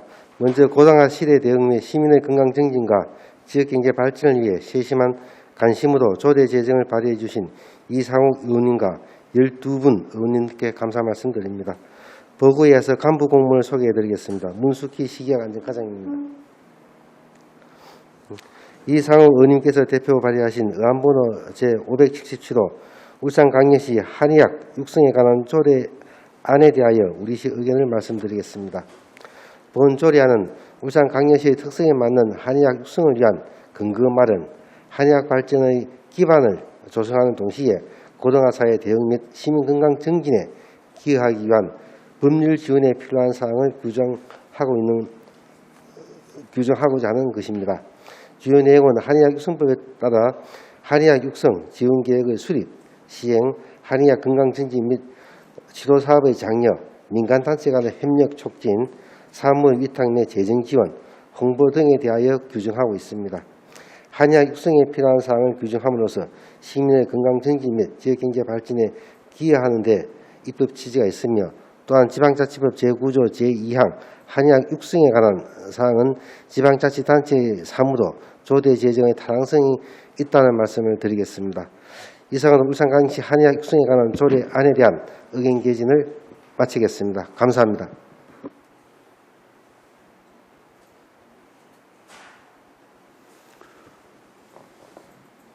예, 이영우 국장님 수고하셨습니다.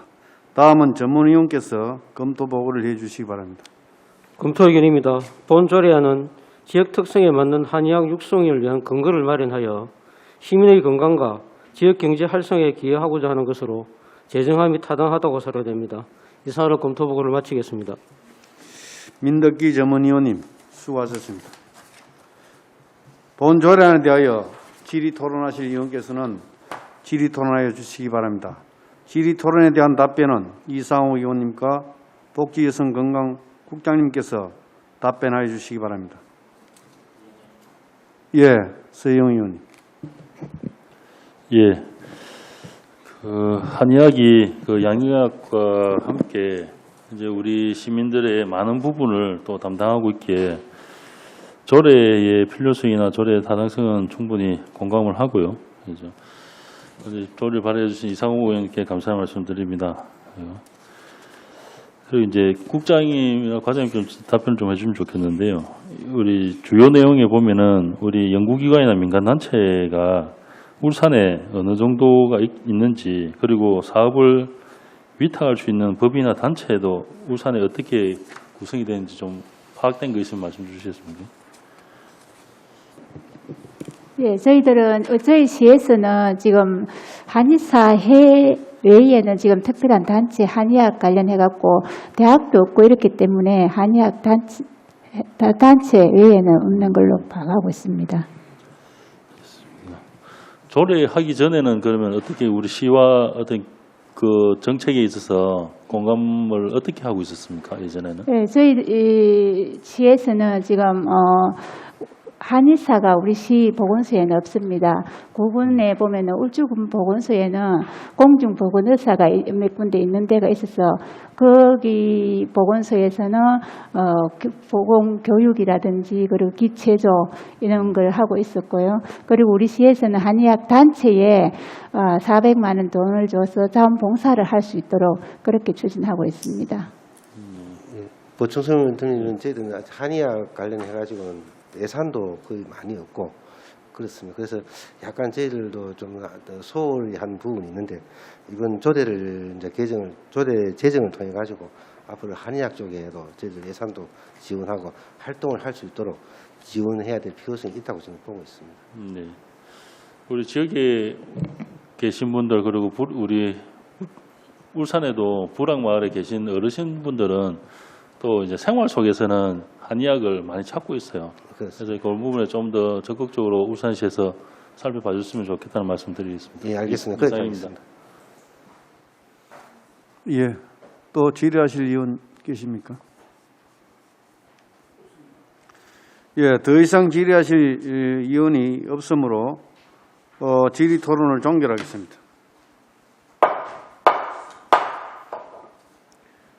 의사일정 제4망 의안번호 제577호 울산광역시 한의학 육성에 관한 조례안에 대하여 심사한 내용과 같이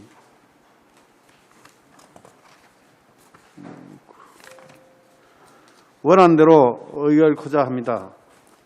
위원 여러분, 이의 없으십니까? 이의가 없으므로 가결되었음을 선포합니다.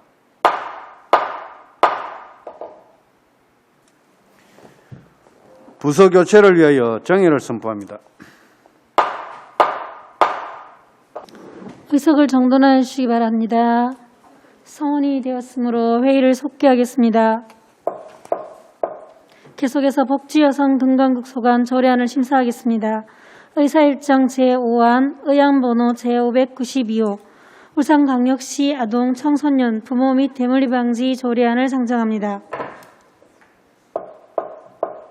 본 조례안을 대표 발의한 김선미 위원께서는 발언대로 나오셔서 제안 설명을 해주시기 바랍니다.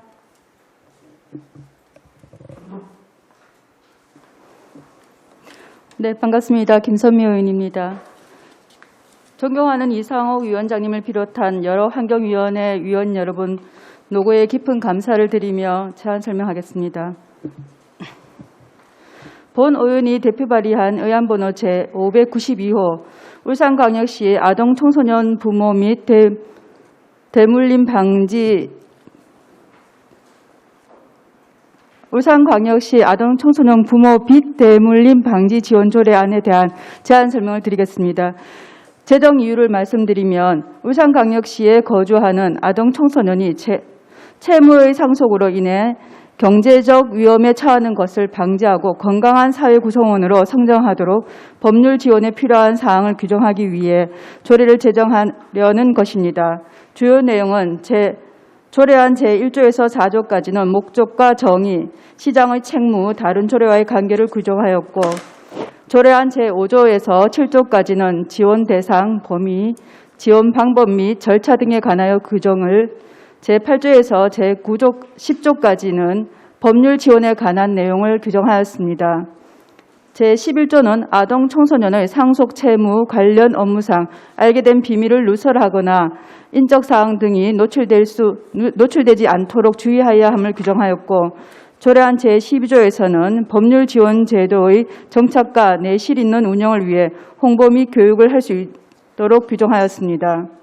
입법 예고는 울산광역시 의회 규칙 제22조의 2 제1항에 따라 5일 이상 입법 예고하였으며 기간 중에 제출된 의견은 없었습니다. 조례안 근거 법규 및 참고 자료를 배부한 유의물을 참고해 주시기 바랍니다. 아무쪼록 본 조례안의 원안과 같이 의결되어 사망한 부모의 빚으로 인해 어려움을 처한 아이들을 찾아내고 지원하여 지역 내 법률적 지식이 취약한 아동, 청소년의 기본적인 권리가 보호받을 수 있도록 위원 여러분의 많은 협조를 부탁드립니다.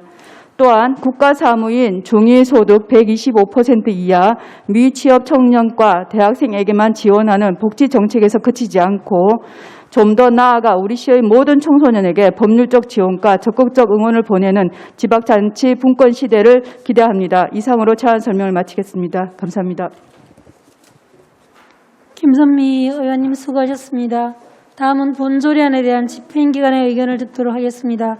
복지여성금강국장께서는 본 조례안에 대한 의견을 말씀해 주시기 바랍니다.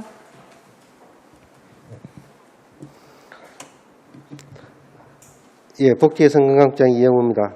먼저 아동이 안전하고 건강하게 성장할 수 있는 환경 조성을 위해 세심한 관심으로 조례 제정을 발의해 주신 김선미 의원님과 15분 의원님께 깊은 감사의 말씀드립니다. 보고에 이어서 간부 공문을 소개해드리겠습니다. 세정자 복지인구정책과장입니다. 김선미 의원님께서 대표 발의하신 의안번호 제592호 울산광역시 아동 청소년 부모 빚 대물림 방지 지원 조례안에 대하여 우리 시의 의견을 말씀드리겠습니다. 본 조례안은 아동 청소년이 채무의 상속으로 경제적 위험에 처하는 것을 방지하기 위해 법률 지원에 필요한 사항을 규정하고자 하는 것입니다. 주요 내용은 아동 청소년에 대한 법률 지원의 대상, 범위, 지원 방법 및 절차, 기관과 협력 체계 구축, 업무의 위탁 및 대행 등에 대하여 규정하고 있습니다. 채무의 상속으로 경제적 위험에 처한 아동 청소년에게 법률 지원을 통해 건강하게 성장할 수 있도록 하는 데 입법 취지가 있으며 지방자치법 재구조 재형, 아동의 보호와 복지 정지는 지방자치단체의 사무로 조례 제정의 타당성이 있다는 말씀을 드립니다. 이상으로 울산광역시 아동 청소년 부모 빚 대물림 방지 지원 조례안에 대한 의견 개진을 마치겠습니다. 감사합니다. 이영호 국장님 수고하셨습니다. 다음은 전문위원께서 검토 보고를 해주시기 바랍니다. 검토 의견입니다. 본 조례안은 지역에 거주하는 아동 청소년이 채무의 상속으로 인한 경제적 위험에 노출되는 것을 방지하여 건강하고 안전한 사회 구성원으로 성장하도록 법률 지원에 필요한 사항을 규정하는 것으로 제정함이 타당하다고 사료됩니다. 이상으로 검토 보고를 마치겠습니다. 민덕기 전문위원님 수고하셨습니다. 본 조례안에 대하여 질의토론하실 위원께서는 질의토론하여 주시기 바랍니다.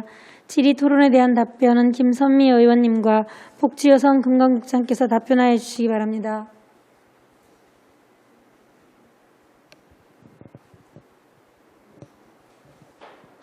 서영 위원 질의해 주시기 바랍니다. 예, 우리 아동과 청소년들의 관심을 가지고 대표 발의해 주신 김선미 의원님께 감사의 말씀드립니다. 현재 이렇게 지금 조례안대로 하면은 우리 따로 변호사 부분을 운영을 하는 것인지 아니면은 우리 울산시의 고문 변호사라든지 이런 걸 도움을 받아서 자문을 할 수 있는지 그 부분 좀 봐주시고요. 기존에 우리 아동센터든지 아니면 청소년센터든지 이런 데에 이런 관련해서 문의나 이렇게 접수된 건이 뭐 과거에 있는지 좀 말씀 주시겠습니까? 우리 그거는 국과에서 좀 말씀 주셔야 되겠는데. 저희가 조례가 제정되면 저희가 아까 위원님께서 말씀하신 대로 저희가 별도의 이제 지금 현재 있는 고문 변호사를 그대로 활용할 것인지 아니면 저희가 별도로 저희 시 예산 부서 예산으로 고문 변호사를 위촉할 것인지는 아직 저희가 좀 검토를 해봐야 될 사항이고요. 그다음에 그 아동센터라든가 그런데 만약에 문의가 들어온 사항에 대해서는 저희가 대한법률구조공단에서 지금 무료 법률 지원을 하고 있습니다. 그래서 저희가 3년간 그 지원한 사례를 보니까 지금 아동인 경우에 상속 포기가 한 3건 정도 되고 한정 승인 같은 게 한 4건 정도 해서 한 7건 정도 우리 대한법률구조공단에서 일단 지원한 사례가 있습니다. 그러면 그렇게 그 법률구조공단에서 지원을 하고 난 이후에 그 아이들은 지금 어떻게 우리 시나 아니면 어떤 법적으로 보호나 이런 관리가 어떻게 되고 있는지 좀 알 수 있을까요? 각 아동이 이제 만약에 그 생계급여 대상자 같은 경우는 이제 저희가 생계급여를 지원하고 있고, 그다음에 가족 위탁이라든가 이런 그 양육원으로 가게 될 수도 있고, 각 필요한 사항에 대해서는 저희가 각 분야별로 지원을 하고 있기 때문에 저희가 이런 이 법률 지원이 아니더라도 아동이 어떤 위험에 처한 건 저희 시하고 각 기관에서 다 처리해주고 있습니다. 네, 알겠습니다. 이상입니다. 서영 의원 수고하셨습니다. 장윤호 위원 질의하시기 바랍니다. 네. 그 내용에 대해서 좀 궁금한 점이 있어서 하나 질의를 드리는데요. 이게 아동 청소년 부모빚 대물림 방지라고 되어 있는데, 지금 그 우리나라 민법상 보면 상속 순위가 1순위, 2순위, 3순위, 4순위까지 있습니다. 그러면 그 4순위에 들어가 있는 모든 그 아동 청소년을 의미하는 건지, 처음에 이제 직계 그 존속, 직계 비속, 직계 존속, 그 형제 자매, 그리고 그 사촌 이내 반계 혈족 이렇게 돼 있거든요. 그 상속법에 의하면. 그러면 예전에 이제 형제가, 그러니까 삼촌이 돌아가셨는데, 빚을 남기고 돌아가셨는데, 사촌 조카가 아동이다. 그러면 이 법에 지원을 받는 대상이 되지 않습니까? 근데 문제는 그 시점을 어떻게 알 수 있냐는 거죠. 이것은 상속은 사실은 상속 개시 시점이나 안날로부터 3개월 이내 법률 행위를 해야 되는데 이거를 어떻게 지원을 해줄 수 있냐는 거죠. 예. 네, 관심을 갖고 질의해 주신 데 대해서 감사드립니다. 상속을 알게 됐다라는 것은 어떤 서류라든가 그런 통보를 받습니다. 그로부터 알게 된 사실을 얘기하는 거고, 어떤 경우는 뭐 그 시기가 한참 뒤에 그 사실을 알게 되기도 하죠. 1년 좀 지나서. 그런 어떤 서류적인 통보를 받았을 때를 알게 된 시기로 결정하고 그때부터 3개월 내로 한다라는 것이고요. 또 하나 더 말씀드리고 싶은 게 지금 현재 대한법률구조공단에서는 어떠냐면 아동 같은 경우는 가능한데 청년이라든가 대학생 같은 경우는 중위소득 125% 이하인 경우에만 지원을 합니다. 그래서 그렇지 않다 하더라도 사실은 우리 지금 현재의 사회가 고령화되면서 24세까지도 거의 경제적 능력이 거의 없고 학생의 경우가 많습니다. 대학생이라든가. 그래서 그 아이들에게까지도 확대해서 그분들에게도 법률적 지원을 해줬으면 좋겠다라는 의미에서 상위법에 있지만 좀 더 확대해달라. 그런 취지에서 조례를 발의했습니다. 예, 취지는 충분히 공감하고요. 근데 제가 좀 이해가 안 가는 부분이 지원을 해주려면 이분이 어떤 법률적 지식이 없어서 부모가 사망했던 시점을 본인은 알 거 아닙니까? 본인은 알 거고 또 어떤 통보가 온든지 하면 본인은 아는데 문제는 뭐냐면 신청을 해야 되는데 이런 부분들을 어떻게 알 수 있냐는 거죠. 뭐 시에다가 내가 지금 우리 부모님이 돌아가셨는데 이런 상황이 있는데 이걸 도와줄 수 있느냐 문의를 하지 않는 이상은 어떻게 알 수 있냐는 거죠. 그래서 제가 조문 12조에 보면은 이 정보에 대해서 적극적으로 아이들에게나 24세까지 제공을 해달라라는 홍보의 개념을 넣었습니다. 그래서 정보를 제공하고 홍보 교육을 할 수 있다 해서 확인을 해주십사. 좀 더 많이 알려라, 발굴해달라라는 요청을 했습니다. 네, 저도 이 부분을 말씀을 드리고 싶습니다. 이 조례가 유효하고 의미 있는 조례가 되려 그러면 사전에 많이 홍보가 돼야 되고 특히 학생들한테는 교육이 돼야 됩니다. 수업 시간이든 어쨌든 이게 굉장히 중요한 내용을 담고 있거든요. 본인들한테 초등학교, 중학교, 고등학교에 아주 상식적인 어떤 생활 법률로서 알려줘야 됩니다. 안 그러면 자기도 모르는 사이에 빚을 떠안는 경우가 생깁니다. 그래서 그 부분을 제가 말씀을 드렸는데 12조 사항에 보면 이렇게 명기는 되어 있는데 좀 더 이게 홍보와 또 교육청 쪽에 좀 연결을 해서 이게 좀 더 유효하게 작동할 수 있도록 했으면 좋겠다는 의미로 말씀을 드렸습니다. 의원님이 지적해 주셔서 감사드리고 저희들 이 조례안이 통과된다면 의원님 말씀처럼 홍보에 최선을 다하도록 하겠습니다. 네, 저 집행부에 하나 더 조례의 조문에는 없지만 실제로 타 지자체 같은 경우는 마을 변호사라든가 어떤 그런 제도가 상당히 많이 있습니다.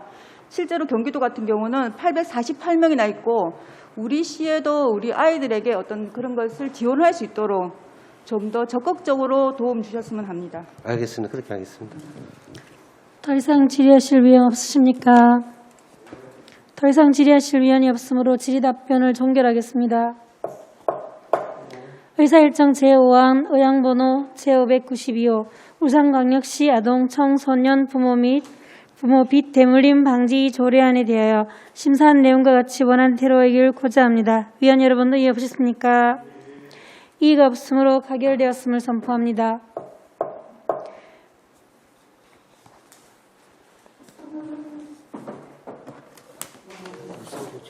부서 교체를 위해 삼치 정회를 선포합니다.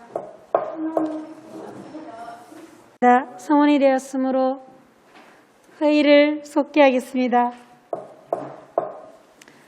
의사일정 제4안 의안번호 제576호 울산광역시 장애인 등을 위한 보조기기 지원 및 활용 촉진에 관한 조례안을 상정합니다. 본 조례안을 대표 발의한 안수일 의원께서는 바른대로 나오셔서 제안 설명을 해주시기 바랍니다.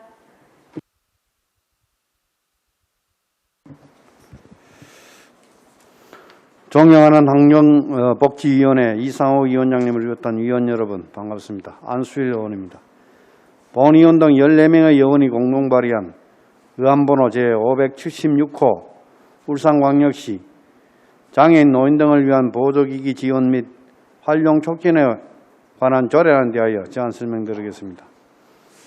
본 조례안의 제정 이유는 울산광역시에 거주하는 장애인 노인 등을 위한 보조기기의 자원과 활용 촉진을 통해 보조기기 서비스를 효율적으로 제공하여 활동의 제약을 최소화하여 삶의 질 향상에 이바지하고자 하는 것입니다.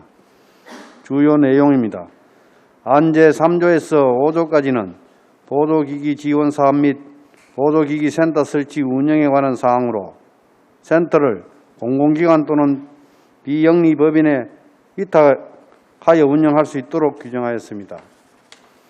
안 제6조에서는 보조기기의 서비스 지원에 관한 업무를 수행하기 위하여 보조기기 서비스 센터를 설치 운영할 수 있고 지원할 수 있도록 규정하였습니다.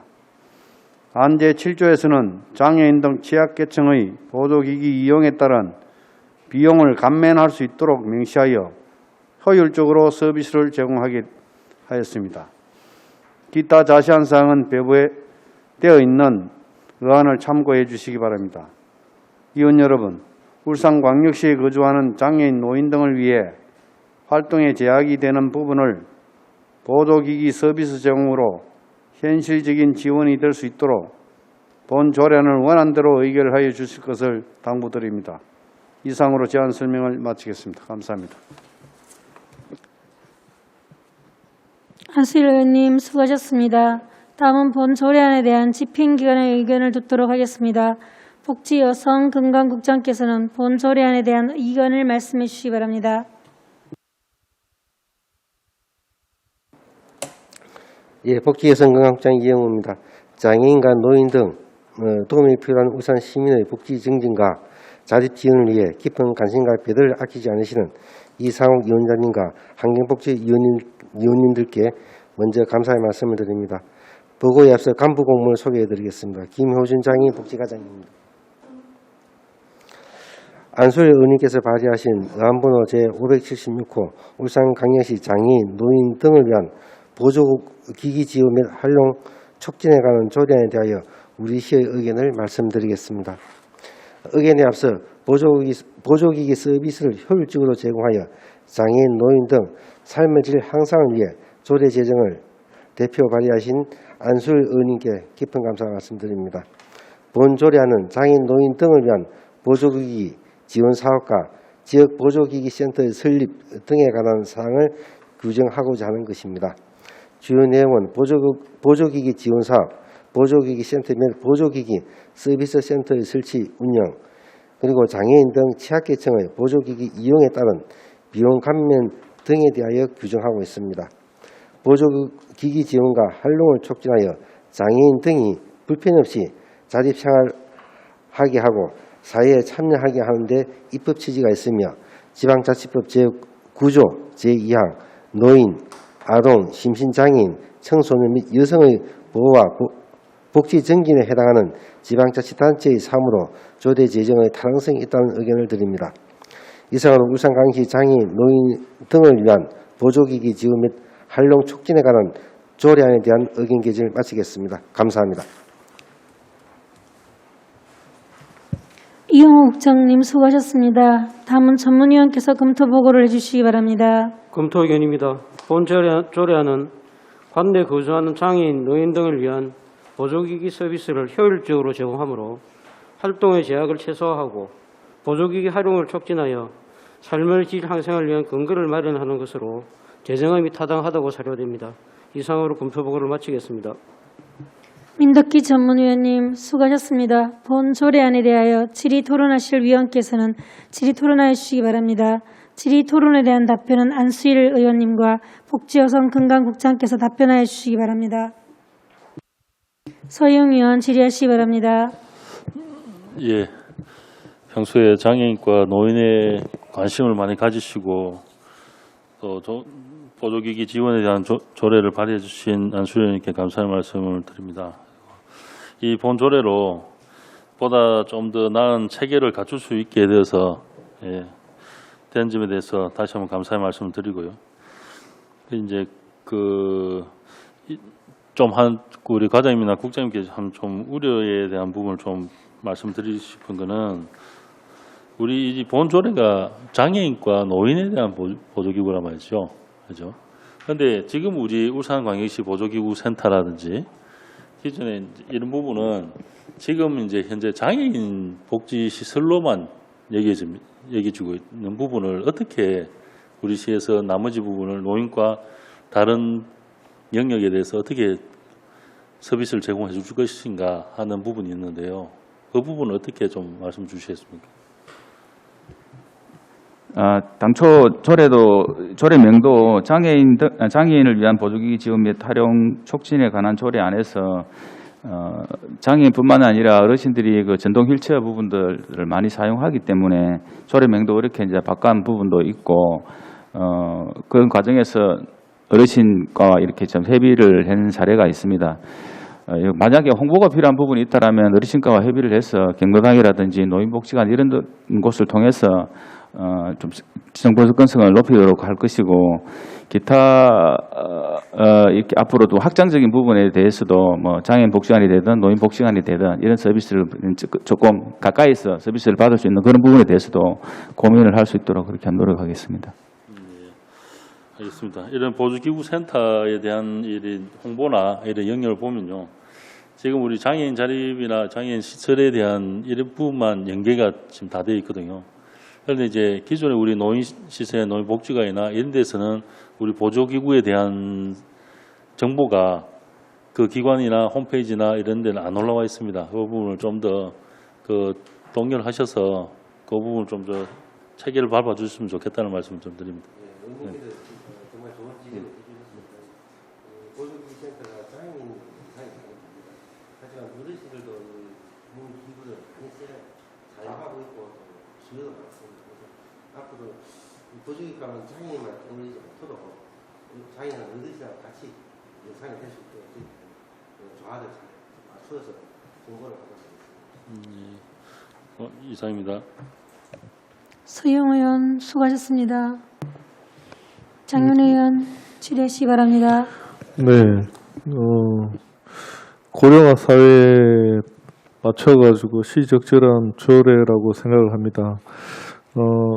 지금 비용 추계를 요약해놓은 부분이 있는데요. 이게 지금 원래 기존에 이제 장애인에 대한 부분은 있었지 않습니까? 예. 그러면 지금 비용 추계 이거는 노인 대상으로 추정한 겁니까?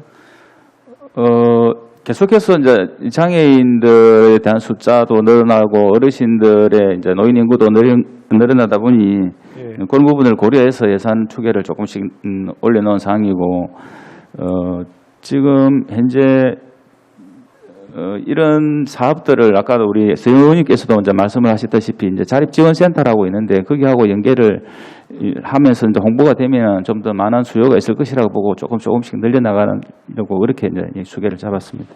지금 그 노인이라 하면 뭐 75세 이상을 이야기하시는 건가요? 아니죠, 65세. 65세요. 예. 이 비용 추이가 저는 어느 정도 이게 정합성이 있는지를 정확한지에 대해서 조금 궁금해서 질의를 드린 거거든요. 예. 이 추계의 어떤 근거랄까요? 그 추세는 알겠는데 이게 여기는 지금 장애인만 들어가 있는 게라고 생각이 들고 그 65세 노인에 대해서 지금 보조기기에 대한 것은 여기에 반영돼 있지 않는 거 아닌가요? 이제 국비 사업으로 하는 장애인 보조기기 지원 사업이 있고 또 어르신들은 어르신 장기 요양보험에 의해서 노인 장기 요양 등급에 따라서 그 보조기기를 지원받는 게 있거든요. 그런 부분에 대해서 추가로 드는 비용은 이제 별도 문제인 것이고 여기서 비용 추계한 거는 우리 보조기기 센터에 대한 임금비 내지 이제 뭐 확장 부분에 대한 거라고 이해를 했으면 좋겠습니다. 알겠습니다. 네, 이상입니다. 장윤호 의원 수고하셨습니다.